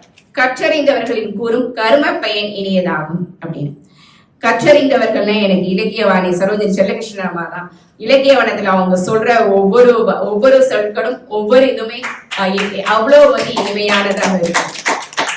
4 ஆண்டுகளாக அவர்களிடம் கற்றதும் பெற்றதும் அதிகம், இனிய சொற்கள் அதிகம். அன்பில்லாத அரசனின் வாழாதிருத்தல் இனியதாகும். கம்பன் சொன்னார் இல்லையா, மன்னவனும் நீயோ வடநாடும் நீயோ உன்னை அறிந்தார் தமிழை ஓதினேன் விரைந்தேற்றுக் கொள்ளாத வேந்தன் உண்டோ அப்படின்னு சொல்லிட்டு போயிட்டார் இல்லையா? அன்பில்லைன்னா அந்த அரசனிடத்துல வாழ வேண்டாம். அதுதான் எவ்வளவு பெரியவராக இருந்தாலும் அன்பில்லாட்டி அங்கு வாழாமல் இருத்தல் இனிது அப்படின்னு சொல்லிட்டு சொன்ன கவி சக்கரவர்த்தி கம்பன் தான் ஞாபகம் வந்தது. ஆராயாமல் கெடுதல் செய்தவர்களுக்கு தீங்கு செய்யாமல் அன்புடையவராக இருத்தலை போன்றதே இனிது. நம்ம தெரிஞ்சோ தெரியாம எவ்வளவோ தப்பு செஞ்சிருப்போம், ஆனாலும் அதை பொருட்படுத்தாம அப்பப்ப நம்மளை பொறுத்து கொள்ற நம்ம ஹரிகிருஷ்ணன் ஐயாவாகட்டும், நம்ம வசந்தராஜ் அம்மாவாக இருக்கட்டும், பத்மினி அம்மா அவர்களாகட்டும், அந்த மாதிரியான பொறுமை இனிது இனிது என்று கொடுத்து இந்த இனிமையான வாய்ப்பை இன்று வாய்ப்பு கொடுத்த அனைவருக்கும் என்ன இனிமையான நன்றியை கூறி விடைபெறுகிறேன். நன்றி, வணக்கம். வாழ்த்துக்களும் ரொம்ப சிறப்பா ஒவ்வொன்றுத்துக்கும் என்ன செஞ்சிருக்கீங்கன்னா, ஒவ்வொரு பாட்டுக்கு ஒரு உதாரணத்தை எடுத்துக்கொண்டு, ஒரு நடைமுறை உதாரணத்தை எடுத்துக்கொண்டு மிக அழகாக விளக்கி இருக்கிறீர்கள். உங்களுக்கு பிடிச்ச சச்சின் எல்லாம் வந்துட்டாங்க இல்லையா? இன்னைக்கு உள்ள டோனி அத்தனை பேர் வந்தாச்சு, கம்பெனியும் அழைத்து கொண்டு வந்து விட்டீர்கள். ரொம்ப நல்லா இருந்தது. உங்களுடைய தனி உதாரணங்களும் மிக அழகாக இருந்தது. பாண்டியனையும் சொன்னீங்க இல்லையா? மானம் படவரின் வாழாமை முன்னினிலே பாண்டியன் சொல்றான் இல்லையா? அதாவது யானோ அரசன் யானே கல்வன். இதுல என்ன ரொம்ப பிடிச்ச ஒரு வரின்னா, பாண்டியன்ட்ட யானோ அரசன் யானே கல்வன் விழுந்துட்டான் இல்லையா? இதுல ரொம்ப அழகாக எழுதுகிறார் இளங்கோவடிகள். இவன் எப்பன்னா இந்த அடுத்த நாட்டுக்கு இந்த செய்தி போகுது. எப்படி போகுதான்? இந்த மன்னன் முறை தவறினான் என்ற செய்தி போவதற்கு முன் அவன் செத்து போயிட்டான்ற செய்தி தான் போச்சு. பாண்டியன் இறந்து விட்டான் என்ற செய்தி போச்சான். ஏன் இறந்தான்ற கேள்வி கேட்டவுடனே இந்த பதில் வந்துதான். அதுதான் இந்த மானம் படவரின் வாழாமை முன்னிட்டு நினைச்ச அடுத்த நிமிஷம் உயிர் போயிடணும். அதைத்தான் செய்தான் பாண்டிய மன்னன். ரொம்ப அழகா சொன்னாங்க. ரொம்ப நல்லா இருந்ததுனோ பேச்சு. இப்ப இவங்க இந்த ஐவாய வேட்கை சொன்னாங்கல்ல, ஐவாய வேட்கை அவா அடக்கல் முன்னினிதே முடியும் நம்மளால. அதாவது ஒரு முனிவர் உட்கார்ந்தாராம், நாளைக்கு நான் தவம் பண்ண போறேன். கண்ணை இறுக்கி மூடிட்டார், உட்காண்டார். கண்ணை இறுக்கி மூடிக்கிட்ட உடனே ஒரு 11 மணி ஆச்சு. எனக்கா உட்கார்ந்தாரு, நல்லா கண்ணெல்லாம் திறந்துக்கிட்டு. ஒரு பொண்ணு 11 மணிக்கு ரொம்ப அழகா போனான், காலில் ஜல் ஜல் சலங்க வேற. அதை பார்த்துட்டு இவர் என்ன பண்ணாரு, சரி நாளைக்கு நான் இந்த கண்ணை கட்டிக்கிறேன். கண்ணை கட்டிக்கிட்டா அந்த பொண்ணை நான் பார்க்க மாட்டேன்ட்டு கண்ணை கட்டிக்கிட்டு உட்கார்ந்தார். அந்த 11 மணி ஆன உடனே ஜல் ஜல்னு சத்தம் காது கேட்டுச்சு. சரி காதுக்கு தானே கேட்டுச்சுன்னு அடுத்த நாள் காது எல்லாத்தையும் கட்டிக்கிட்டு உட்கார்ந்தார். உட்கார்ந்த உடனே 11 மணி ஆன உடனே மல்லிகைப்பூ வாசம் வந்தது. மூக்கு வேலை பார்த்துருச்சு. ஸோ மூக்கையும் சேர்த்து கட்டிக்கிட்டாரு. 3ஐயும் கட்டிக்கிட்டு உட்கார்ந்த உடனே 11 மணி ஆன உடனே ஏன் எந்த சத்தமும் கேட்கல? அந்த மனம் கேட்கிறது. சிந்தையை அடக்கியே சும்மா இருக்கின்ற தலம் அரிது. அனல் மேல் நடக்கலாம், புனல் மேல் இருக்கலாம், கட்செவி எடுத்து ஆட்டலாம், பாம்பை கூட பிடிச்சி கையில வைக்கலாம். சிந்தையை அடக்கியே சும்மா இருக்கின்ற திறம் அரிது. கொஞ்ச நேரம் இருந்து பாருங்க, பாக்குறேன். நான் சும்மா இருக்கேன்னு நினைப்பு வரும். நான் கண்ணை மூடிட்டு தானே இருக்கேன், ஆனா நான் சும்மா இருக்கேன். அந்த நினைவு கூட எப்போது அகலுகிறதோ அப்ப நான் ஞானி ஆயிடுவேன். அதெல்லாம் ஆகாது. இந்நேரம் ஞானி ஆயிருப்போம்ல. அதனாலதான் ரொம்ப அழகா சொன்னான் திருமந்திரத்துல, பார்ப்பான் அகத்திலே பார்ப்பசு ஐந்துண்டு, மேய்ப்பாரும் இன்றி வெறித்து திரிவன, மேய்ப்பாரும் உண்டால் வெறியும் அடங்கினால் பார்ப்பான் பசு ஐந்தும் பாலாய் சொரியுமே. வேற யாரும் இல்லை, நம்ம தான். இப்ப நான் சொன்னேனே முனிவர் தான். பார்ப்பான் அகத்திலே பார்ப்பசு ஐந்துண்டு, ஐம்புலன்கள், மெய்ப்பாரும் இன்றி வெறித்து திரிவன. யாராவது அடக்க முடியுதா? இத ஒண்ணுமே அடக்க முடியல. நான் பேசாம தான் இருக்கேன், நான் பார்க்க தானே செய்யறேன். நான் ஏன் நீ வேற தப்பா நினைக்கிறேன்? ஏதாவது ஒரு பெண்ணை பார்த்தா ஒரு நண்பன் கேட்ப, நீ பார்க்க மாட்டேன்னு தானே சொன்னேன், ஏன் இப்ப பாக்க? நான் பார்க்க தானே செய்யறேன். அப்படி நான் பார்க்கறதே ஏன் பார்க்கறேன்னு சொல்ல முடியுமா? அதனால இந்த ஐம்புலன்களால் வருகின்ற துன்பங்கள் இருக்கிறதே மிக மிக மிக அதிகம். அதுதான் பார்ப்பான் அகத்திலே பார்ப்பசு ஐந்துண்டு, மெய்ப்பாரும் இன்றி வெறித்து திரிவன, மெய்ப்பாரும் உண்டால் வெறியும் அடங்கினார். மெய்ப்பால் இருந்தா மட்டும் பத்தாது, அது தானா வெறியும் அடங்கும். பார்ப்பான் பசு ஐந்தும் பாலாய் சொரியுமே. தான் பிறந்ததுன்னா வாழ்க்கையினுடைய அனுபவத்தை அவர்கள் உணர்ந்து விடுவார்கள் என்று சொன்னான். அப்படி சொல்லும்போது அதனால்தான் அவர் திருவள்ளுவர் கூட பொறிவாயில் ஐந்தவித்தார் பொய்தீர் ஒழுக்க நெறி நின்றார் நீடு வாழ்வார். பொறிவாயில் ஐந்து அவிக்கணுமாப்பா, அது உயிரே இருக்கக்கூடாது. ஐந்து அவித்தான் வாழ்க்கை. வாழ்க்கை அவனுக்கு நிச்சயமா வாழ்க்கை நல்லா இருக்கும் அப்படின்னு சொல்றாரு. இப்ப இவர் காமிச்சார்ல, நம்ம காந்தியடிகள் 3 குரங்கு காமிச்சாரு. ஒரு குரங்கு காதை குத்திக்கும், ஒரு குரங்கு கண்ணை குத்திக்கும், 2 கையும் சேர்ந்து வாயை குத்திக்கும். 2 கையும் சேர்ந்து வாயை குத்திக்கும். இதுக்கெல்லாம் ஒண்ணு போறோம், இதுக்கு மட்டும் 2 வேணும். இது என்னன்னா பேசி கெடுத்துரும். பேச வேண்டாத இடத்துல பேசி கெடுத்துரும், சாப்பிடக்கூடாத பொருளை சாப்பிட்டு கெடுத்துரும். அதனால இந்த 2த்துக்காகவும் தான் வாயை மூட சொன்னார். வாயினுடைய புலனும் அடங்க வேண்டும் என்று சொன்னது அதுதான். அந்த 2 அந்த போத்துறதுடைய அர்த்தமே அதுதான். ராவணன் எப்படிப்பட்டவன்? 3 வாழ்நாள் முயன்றுடைய பெருந்தவும் எக்கோடி ஆறாலும் வெலப்படாய் என கொடுத்த வரவும் திக்கோடு உலகனைத்தும் செருக்கடந்த புய பலி எல்லாம் இருக்குப்பா. ஏன் செத்துட்டான்றது இவ காரணம் சொல்றா. அவர் சொல்றா, காந்தையர்க்கு அணியணிய சாணகியார் பெருங்கற்கும் அவர்தம் அழகும், பெருங்கற்கும் அவர்தம் அழகும் புரந்தரனார் பெருந்தவமாய் போயிற்றமானுவா. அந்த தேவர்கள் எல்லாம் தவம் செய்தார்கள் அல்லவா, நீ போய் சேரணும்னு, அதுக்காகவே போயிடுச்சு. நீ உனக்கு எல்லா புலன்களும் அழிந்து போனது அதன் காரணமாகத்தான் என்று சொல்லுவார். அது போல இன்னொரு பாடல் என்ன சொல்லுகிறார்? இந்த பால் இருக்குல்ல, பால் கடல்ல பால்ல ஒரு பெரிய குடம்பா, பெரிய குடம். நான் ஒரே ஒரு துளி மோர், பால் எவ்வளவு, ஒரு துளி மோரை ஊத்துறேன். அடுத்து ஒரு 2, 3, 4 மணி நேரம் கழிச்சு பாக்குறேன், அத்தனை குடமும் தயிராக இருக்கிறது.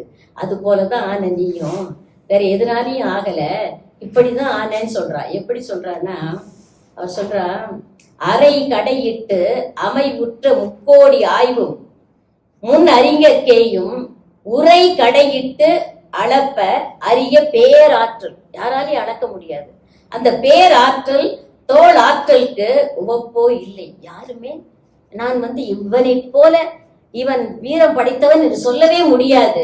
ஆனால் அத்தனையும் திரை கடையிட்டு அளப்ப அரிய வரம் என்னும் பார்க்கடலை சீதை என்னும் பிறை கடையிட்டு அழிப்பதனை அறிந்தேனோ தவப்பயனின் பெருமை பார்ப்பேன். இப்போ என் கண்ணு எதற்கு என்ன இருந்தது? உன்னுடைய பெரும் பார்க்கடல் என்ற தவம் இருந்தது. அத்தனையும் என்னாச்சு? அவள் சீதை என்னும் பிறை கடையிட்டு அழிந்தது. அவங்க அவர்களுடைய தேவர்களுடைய தவம் இன்றைக்கு மெய்த்து போய் விட்டது, நீ செத்து போயிட்ட அப்படின்னு சொல்லி வருந்துவாளவள். அப்படி அதனாலதான் அவர் சொல்றாரு, ஒரு உள்ளம் பெருங்கோயில், ஊன் உடம்பு ஆலயம், வள்ளல் பிரானாருக்கு வாய் கோபுர வாசல். மற்றபடி எல்லாமே சரிதான்.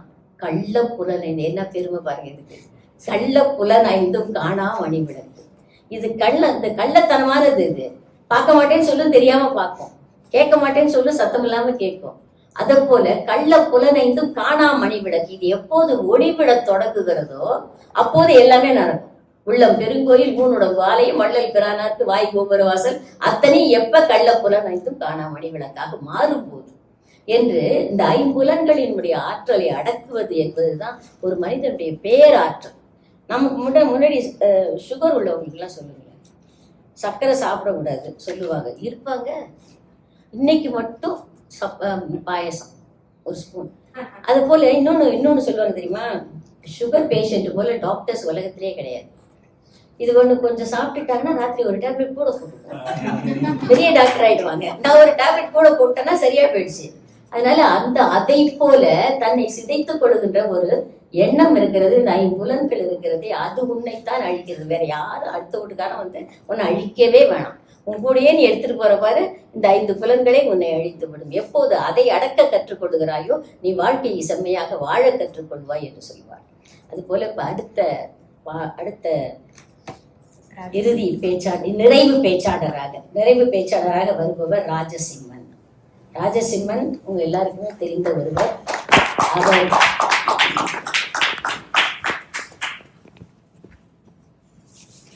அவருக்கு தமிழ்னா ரொம்ப பிடிச்சிருப்பார். எல்லாருக்கும் தமிழ் ரொம்ப பிடிச்சதுனால தான் பேச வந்திருக்காங்க, இல்லைன்னா யாரும் பேச வர மாட்டார்கள் இல்லையா?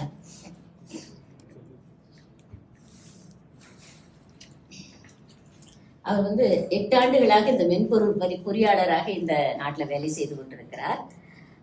தமிழ் மொழி மீது பற்று கொண்டவர், தமிழ் சார்ந்த நிகழ்ச்சிகளில் கலந்து கொள்ளும் ஆர்வமுடையவர், நண்பர்களுடன் நேரத்தை பகிர்ந்து கொள்வது மிகவும் பிடிக்கும். நண்பர்களுடன் நேரத்தை செலவழிப்பதுன்னு போடல, செலவழிப்பதுன்னு போடல, பகிர்ந்து கொள்வது என்று சொன்னால் எனக்கு தெரிந்தது உனக்கும், உனக்கு தெரிந்தது எனக்கும், நாங்கள் பகிர்ந்து கொள்கின்ற, ஏன்னா இவங்க எல்லாமே அப்படிப்பட்ட ஆற்றல் உடையவர்கள் தான். அவர் தான் இன்று நிறைவு பேச்சாளராக வந்திருக்கிறார்.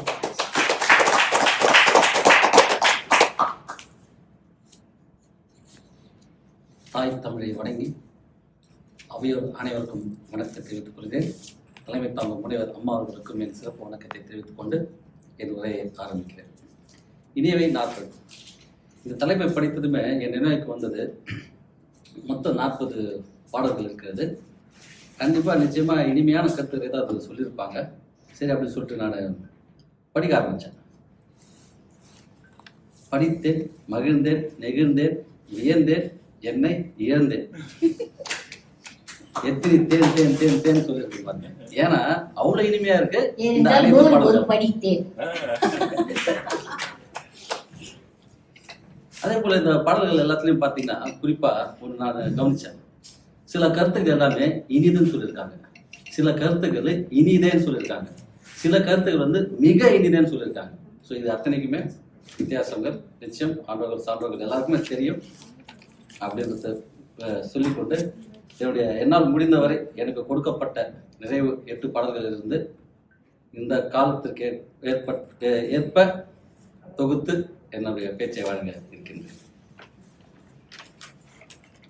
இதை நான் எப்படி கட்டமைச்சலான்னு பார்க்குறேன்னா, என்ன ஒரு மாணவன் அப்படின்ற ஒரு பருவத்திலிருந்து இந்த பாடல்களை எப்படி எடுத்துக்கொள்ளலாம் என்று நான் கருதுகிறேன். அப்படி பார்க்கும்போது நாம் அனைவருமே இங்கே ஒரு மனித சமூகமாக தான் வாழ்ந்துட்டு இருக்கோம். ஃபர்ஸ்ட் எப்படி சொல்றாங்கன்னா, இந்த சமூகத்துல எவரும் வெறுக்காத நர்சர்களை செய்து நடந்து கொள்ளும் பண்பு மிகவும் இனிதுன்னு சொல்றாங்க. அது உதாரணமா பார்த்தீங்கன்னா, சமீபத்தில் சென்னையில் ஒரு தூய்மை பணியாளர் பெண்மணி அவங்க பணியில் ஈடுபட்டு இருக்கும்போது ஒரு 40 சவரன் நகை வந்துட்டு அவங்களுக்கு கிடைக்குது. அவங்க வந்து ஒரு வறுமை குடும்பத்தை சார்ந்தவங்க தான். யோசித்து பாருங்க, இன்னைக்கு ஒரு சவரனோட விலை நமக்கெல்லாம் இதே ஆட்டடைக்காக வந்துடும் அப்படி இருக்கு. ஆனா அந்த பெண்மணி அதை அனைத்தையும் எடுத்துக்கொண்டு அருகில் உள்ள காவல் நிலையத்தில் சென்று காவலர்களுக்கு ஒப்படைத்து அதன் உரிமையாளர்களிடம் ஒப்படைத்தார்கள். ஸோ இந்த செயல்களை கொஞ்சம் யோசிச்சு பாருங்க. நம்ம இங்க இருக்கோம், அவங்க யாருன்னே தெரியாது, ஆனா அவங்க செய்த செயல் சிறப்பான செயலா இருக்கு. அவங்கள நம்ம மிகுந்த இனிய செயலாக பார்க்குறோம். ஸோ இந்த மாதிரி செயல்கள் தான் நம்ம வந்து சமூகத்துல செய்வது மிகவும் இனிது அப்படின்னு சொல்லிட்டு இந்த பாடல் சொல்றாங்க. அடுத்து இந்த நர்சரிகள் ஒன்றாக சக மனிதர்களுடன் கலந்துரையாடுவது மிக இனிது. அது எந்த மாதிரி? சோர்வு இல்லாமல் நம்ம சொல்ல வந்த கருத்தை ஆர்வம் மிகுதியாக கலந்துரையாட வேண்டும். அதுக்கு எடுத்துக்காட்டு பார்த்தீங்கன்னா பாருங்க, இவ்வளவு நேரம் இவ்வளவு பேச்சாளர் பேசிட்டோம். நமக்கு பிடிச்ச கருத்துக்களை தலைமை முனைவர்கள் சோர்வின்றி நம்ம கூட பகிர்ந்துக்கிட்டே இருக்காங்க. அந்த சோர்வின்றி பகிர்ந்துக்கிற காரணத்தால் தான் பார்வையாளர்கள் எல்லாருமே ரொம்ப ஆர்வம் மிகுதியோட இந்த நிகழ்ச்சியை கண்டு கழித்துட்டு இருக்காங்க.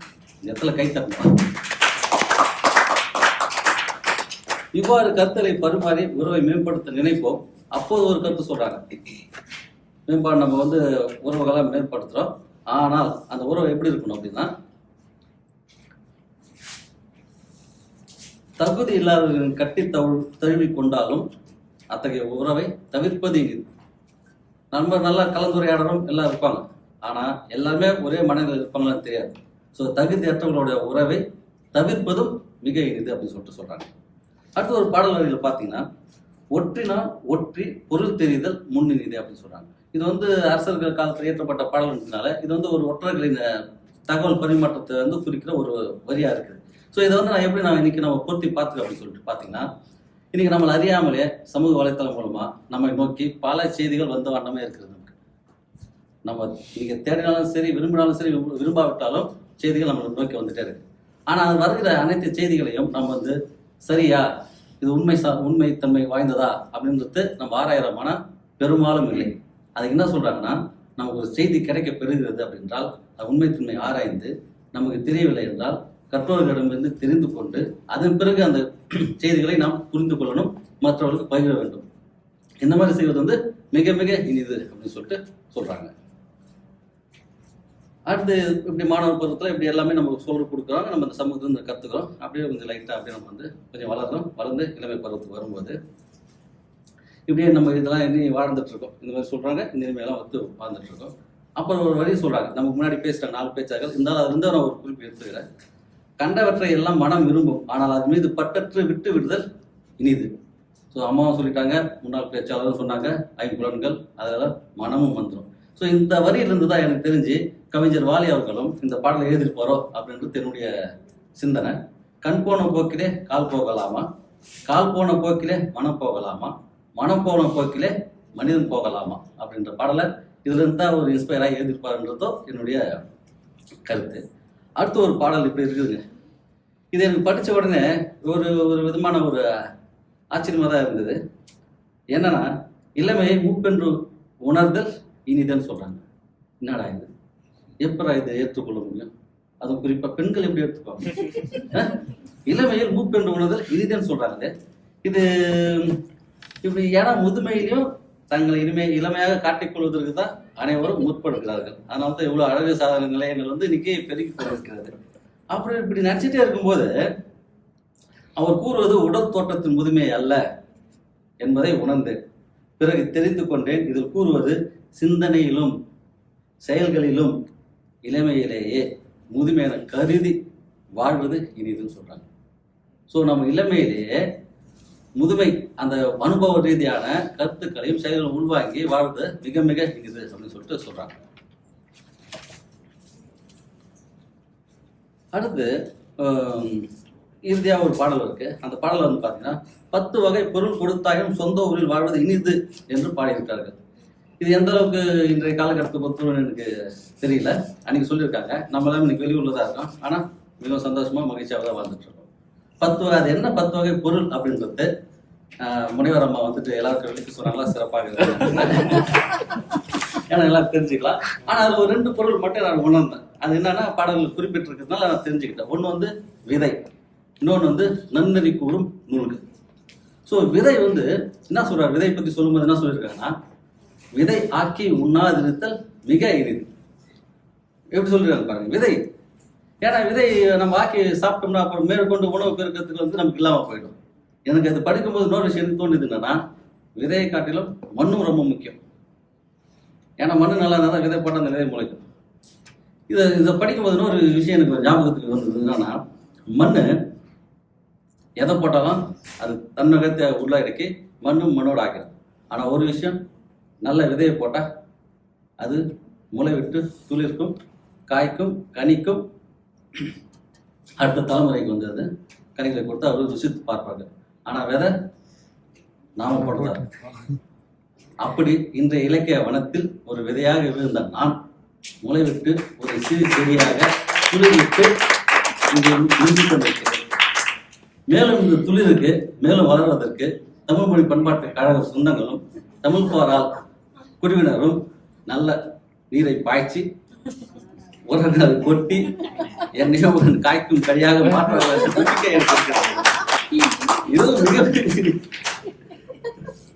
அடுத்து இறுதியா பாடல் பாத்தீங்கன்னா ஒரு விஷயம் சொல்லிடுறாங்க. அதை நன்னறி கூறும் நூல்களை தவறின்றி பல பல காலத்துக்கும் கற்று வருவதை காட்டிலும் ஒளித்தரம் செயல் வேறொன்றும் இல்லை. ஸோ கருத்தறிந்தவர்களை பற்றி எல்லாருமே சொல்லிட்டாங்க. இந்த கருத்தோடு நான் முடிச்சுட்டு நேரம் கருதி பொதுவான ஒரு விஷயத்தை மட்டும் நான் சொல்லி முடிச்சிக்கலாம்னு நினைக்கிறேன். என்னன்னா, இவ்வளவு நேரம் பார்த்தீங்கன்னா எல்லாருமே பேச்சாளர் எல்லாரும் பேசுனதுமே வந்துட்டு செயல்களை பற்றி தான். என்னென்ன செயல்கள் செய்தால் இனிது, என்ன மாதிரி செயலை செய்யாமல் விட்டால் இனிது அப்படின்றது தான் மொத்தமாக இருக்கு. ஸோ இதுக்கு எனக்கு மொத்த பேச்சின் சாராம்சம் அதுதான்றது நான் என்னுடைய கருத்து. இதை தான் வந்துட்டு நம்ம இவ்வளோ சொல்லியிருந்தாலுமே இதை எனக்கு பிடிச்ச திருக்குறள் வந்து திருவள்ளுவர் சொல்லியிருக்காரு. அந்த திருக்குறள் மட்டும் நான் மேற்கொள் காட்டி எனக்கு உரையை முடிச்சுக்கிறேன். எப்படி சொல்லியிருக்காருன்னா அது 2 வரியில மொத்தம். ஏன்னா நமக்கு நடக்கிற நன்மை தீமை மகிழ்ச்சி இன்பம் துன்பம் எல்லாத்துக்கும் முதற் காரணம் வந்து நம்மளுடைய சிந்தனை தான் செயலாக மாறுது. ஸோ செயலின் மூலமாகத்தான் எல்லா வினைகளும் நமக்கு ஏற்படுகிறது. அது நல்லதோ கெட்டதோ எது வந்தாலுமே அதை வந்து 2 வரியில சொல்லிட்டாரு. செய்தக்க அல்ல செய்ய கெடும், செய்தக்க செய்யாமை யானும் கெடும். அதாவது செய்ய வேண்டிய வேலையை செயல்களை செய்யாமல் விடுவதாலும் கெடுவர், செய்யத்தகாத வேலையை செய்தாலும் கெடுவர். எனவே எவற்றை செய்வது எவற்றை செய்யக்கூடாது என்பதை உணர்ந்து சிந்தித்து நம் வாழ்வைமையானால் இந்த வாழ்க்கை முழுவதும் நாம் இனிமையாக இருக்கலாம் என்று கூறி இந்த தமிழ் குழுவினருக்கு என் மனமார்ந்த நன்றி தெரிவித்துக் கொள்கிறேன். நன்றி, வணக்கம். வாழ்த்துக்கள் ராஜசிம்மன், ரொம்ப அழகா பேசியிருக்கீங்க. அதாவது உங்களை இனிமேல் முன்னேற்றுவது இவர்களுடைய கடன், நண்பர்களின் கடன் என்று சொல்லாமல் சொல்லி சென்றிருக்கிறீர்கள். ஆனால் உங்களை போன்ற அறிஞர்களை முன்னேற்றுவதில் மிகவும் சிரமம் இருக்காது. அதனால் மிக சிறப்பாக முன்னேற்றி விடலாம், நீங்களும் முன்னேறி விடுவீர்கள் என்பதில் எந்த விதமான ஐயமும் எங்களுக்கு இல்லை. உங்களுக்கு எங்களுடைய இலக்கிய வனத்தின் சார்பாக பாராட்டுக்களை தெரிவித்துக் கொள்கிறேன். அதுக்கடுத்து ஒன்றுன்னு சொன்னீங்க இல்லையா, அதாவது செவ்வியனாய் செற்று சினங்கடிந்து வாழ்வு இனிதே. அதாவது ரொம்ப நல்லவனாகவும் இருக்கணும், சினத்தை கடிந்து கொள்ள வேண்டும். நம்ம சாதாரணமாக நம்ம ஒருவன் சொல்லுவான் எனக்கு கோபமே வராது, இன்னொருத்தங்க கிருவி எதிர்க்க இருக்கவன் கிருவி, உனக்கு என்ன செஞ்சாலும் கோபம் வராது, இல்லை எனக்கு என்ன பண்ணாலும் கோபம் வராது, உன்னை என்ன மாதிரி கண்ணவன்னு திட்டினாலும் கோபம் வராது, இல்லை என்ன பண்ணாலும் கோபம் வராது, இல்லை உன்னுடைய முன்னோர்கள்லாம் உங்கள் வீட்டில் இருக்க மனுஷாலாம் திட்டினா உனக்கு கோபம் வராது, உண்மையிலேயும் உனக்கு கோபம் வராதுன்னு கேட்பான். தான் அரை விட்டு ஏன்டா எத்தனை முறை சொல்கிறேன் உனக்கு கோபம் வராதுன்னு, நீ என்ன சொன்னாலும் எனக்கு கோபம் வராதுன்னு நீ பேசாமல் இருக்க மாட்டியா? அப்ப என்ன சொல்லுகின்றார்கள், கோபம் வராது என்று சொல்லுபவனுக்கு கூட ஒரு 5 கேள்விகளுக்கு மேல கோபத்தை காப்பாற்றி வைத்துக் கொள்ள முடியவில்லை. எந்த எண்ணாற்றாலும் நம்ம சிரத்தை நம்மால் காப்பாற்றி வைத்துக் கொள்ள முடியாது. என்ன பண்ண சொல்ற, என் கோபத்தை தீண்டி விட்டான், அதனால நான் திட்டேன் அப்படின்னு சொல்லுவான். தீயினால் சுட்ட புண் உள்ளாது மாறாதே, நாவினால் சுட்ட படு. தீயினால் சுட்ட புண் உள்ளாரி போயிடும். எனக்கு அவங்க பாருங்க, இவருக்கு எப்படி தெரியுது திருவள்ளுவருக்கு, இந்த 7 ஸ்கின் இருக்கு, 7 லேயர் இருக்கு, உள்ள போய் சுடுவோம். தீப்புண் மட்டும் உள்ள கடைசி வரைக்கும், தீயினால் சுட்டப்புண் உள்ள ஆறும், அந்த ஸ்கின்ல கூட போய் ஆறிடும். ஆனால் நாக்கால இது வந்து தழும்பாக இருந்தால் கூட நாள்பட கொஞ்சம் இந்த தோல் வர கலர் மாறும். ஆனால் நாவினால் சுட்ட வடு இருக்கிறதே என்னைக்குமே மாறாது. எனக்கு அந்த கோபத்தின் காரணமாக பேசிவிட்டால் விளைவு அதுவாகத்தான் இருக்கும். அதனால இன்னொன்னு சொன்னார் பாருங்க, சினம் என்னும் சேர்ந்தாரை கொல்லி. நம்மளை மட்டும் கொன்னுடாது, உன்னை சுத்தி யாரெல்லாம் சுற்றத்தினராக இருக்கிறார்களோ அவர்களையும் சேர்த்து கொன்னுடும். சினம் என்னும் சேர்ந்தாரை கொல்லி. இது நான் எப்படி கண்டுபிடிக்கிறது? ராவணன் என்னானா, ராவணனுக்கு என்ன கோபம் வந்தது? அவனுக்கு வந்த கோபத்தின் விளைவு மகனை இழந்தான், தம்பியை இழந்தான், இன்னொரு அழகான தம்பியை தன்னை விட்டு போகுமாறு செய்தான். இப்படி எல்லாவற்றையும் தன்னுடைய மனைவியே தன்னை சபிக்குமாறு செய்தான். இவ்வளவு நிலைகளிலும் இருந்து கடைசியில் மாண்டான். எல்லாம் இருந்துச்சு, எல்லாத்துக்கும் போயிட்டான். காரணம் அவன் கொண்ட சினம். அவன் மட்டும் இல்ல, சேர்ந்தாரை கொல்லி முதல்ல அத்தனை பேரையும் இறக்குனான். அதிகாரில இருந்து எல்லாரையும் இறக்கிட்டு தான் அவன் போய் செத்தான் இல்லையா? அந்த தான் என்னும் அகந்தை, சினம் வந்துட்டாலே என்ன வந்துடும்? தான் என்ற அகந்தை வந்துடும். இந்த தான் என்ற அகந்தை செடி வளர்ந்து பூவாக மாறும்போது கோபமாக மாறுகிறது. அதான் சொன்ன ராவணன் தான் இதுக்கு சரியான உதாரணம். எங்க போகணும்னா அவன் தான். அதுக்கடுத்தது இவர் சொல்றாரு பாருங்க, பெண்களுக்கு என்ன பாராட்டுன்றீங்க. தடமென் பனைத்தோள் தளரியலாரை விடம் என்று உணர்வு.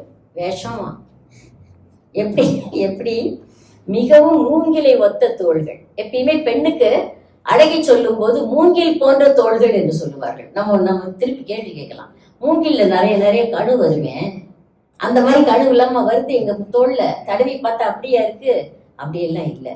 அந்த இளமையான மூங்கில் போன்ற வளைந்த அழகான தோள்கள், அதுக்கு மட்டும்தான். அந்த நடுவில் உள்ள கணுக்களுக்கெல்லாம் இல்லை. தடமென் பனைத்தோள் தளர் இயலாரே, தளர் போன்ற ஒரு தன்மை உடைய அந்த பெண்களை விஷம்னு மனுஷன் நினைக்காத விஷம்னு நினைக்கணும்னு சொல்றாரு. ஏன் விஷம்னு நினைக்கணுமா? அவர் சொல்றாரு, ராமனுக்கு புத்தி சொல்றதுக்கு முன்னாடி வால் நட்சத்திரத்தெல்லாம் வால் நட்சத்திரம் வந்தாலே தீமை வருகிறது என்று பொருள். தூம கேது புவிக்கு என தோன்றிய வால் நட்சத்திரம் ஒன்று விழுந்த யாரோ நாட்டின் தலை போயிடும் அப்படின்றது நம்பிக்கை உண்டு. தூம கேது புவிக்கு என தோன்றிய வாம மேகலை மங்கையரால் வரும் காமம் இல்லையே, கடும் கேடு என்னும் நாமமும் இல்லை, நரகமும் இல்லையே. உனக்கு பெண்களால் வரக்கூடிய காமம் என்பது மட்டும் வரக்கூடாதுன்னு சொல்றாரு. அது எப்படியா அதுக்கு வால் நட்சத்திரம் பேரு. அப்ப இது சொல்றது தப்பு இல்லைல்ல. அப்ப கைகை உடனே கைகையை வச்சுக்கலாம். கைகையை தான் தப்பு. கைகை தவறானவளே அல்ல, அவ தவறானவளே அல்ல. சொல்ற இல்லையா, அவர்கள் அரக்கர் பாவமும் அல்லவர் இயற்றிய தவமும் துறக்க நல்லருள் துறந்தனள் தூ மொழி மடமான். தூய்மையான மொழிகளை பேசுகின்ற அந்த இளமையான மான் அரக்கர் பாவம் அவன் செஞ்சா அங்க பாவம் ராவணன். அல்லவர் இயற்றிய தவம், அரக்கர் அல்லாதவர்கள் தேவர்கள், அல்லவர் இயற்றிய தவமும் சேர்ந்து துறக்க நல்லருள் துறந்தனள். அவளா பேசல, இந்த ரெண்டும் பேச வச்சிருச்சு. அதனால அவளை போல நல்லவர்கள் உலகத்தில் யாரும் இல்லை. சிறந்த தாய், சிறந்த தாய் என்று சொன்னால் அவளைத்தான் சொல்லுவாங்க. இன்னும் கேட்டா சொல்லுவாங்க இல்ல, ரொம்ப அழகா சொல்லுவாங்க, தாய் என்றால் பெண்ணுல வேற கெட்ட பெண் உண்டு, ஆனா தாயில மட்டும் கெட்ட தாய் கிடையாது. அதனால அதுல கையை சொல்லுவாங்க பாருங்க, கெட்ட தாய் என்றால் அவள் தப்பு. அவ கெட்ட தாய்ன்னு நீங்க ஏன் நினைக்கிறீங்க? ராமனுக்கு அவள் பெற்ற தாயா? இல்லையே. அவள் பெற்ற பரதனுக்கு அவள் நல்ல தாயாகத்தானே இருந்தாள். எந்த இடத்துலயும் அவளும் கெட்ட தாய் அல்ல. அப்ப பெண் என்பவள் சிறந்தவளாகத்தான் இருக்கிறாள். அப்ப இந்த பாட்டுல எல்லாத்துலயுமே பின்னாடி வரும்போது பாருங்க, திருப்பி திருப்பி சினம் தான் சொல்றாரு. அந்த கடைசி 3 பாடல்கள்ல கூட பிச்சை புக்காயினும் கற்றல் நன்று.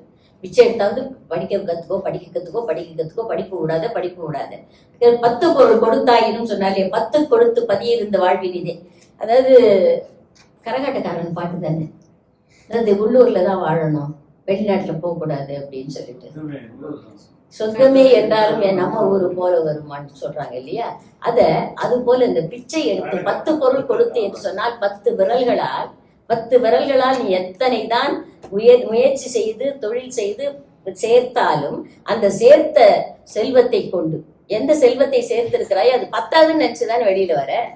அது மட்டும் அதால் சேர்த்த செல்வத்தை கொண்டு பதி இனிது வாழ்தல் நன்றே, உன்னுடைய நீ பிறந்த நாட்டிலேயே வாழ்வது நல்லது என்று சொல்லுகிறார். இப்ப முழுமையாக இந்த நேரம் கருதி முழுசா முடிச்சுக்கிறேன். இது ஒன்றும் ஒரே சுருக்கமா சொன்னா, நல்லவை போற்றி அல்லவை கடிந்து வாழ்தலை மிக அழகாக வரிசையிட்டு காட்டுகிறது. இனியவை 40. இதுல என்ன ஒரே ஒரு சிறப்புன்னு சொன்னா, மற்றதெல்லாம் தப்புன்னே சொல்லல. இப்படி வாழ்ந்தா நல்லது, இப்படி வாழ்ந்தா நல்லதுன்னா வாழலைன்னா வீணா போயிடுவேன்னு அர்த்தம். அதை சொல்லாமல் சொல்லுகிறார். அந்த மாதிரி இவ்வளவு அழகாக, இவ்வளவு சிறப்பாக, அவ்வளவு பேர் அவ்வளவு புத்தாலியா இருக்கிறதுனால தான் நாமளும் அதை விட புத்தாலியா இருக்கிறோம் இல்லையா. இந்த அறிவை தருவது தமிழ் என்று சொல்லி இதற்கு ஒரு வாய்ப்பை கொடுத்த என்னுடைய அன்பு சகோதரருக்கும் தமிழ் மொழி பண்பாட்டு கழகத்திற்கும் இங்க கூடி இருந்து கேட்ட உங்களுக்கும் எங்களுடைய ஆசைகளையும் வணக்கத்தையும் சொல்லி விடைபெறுகிறேன். நன்றி.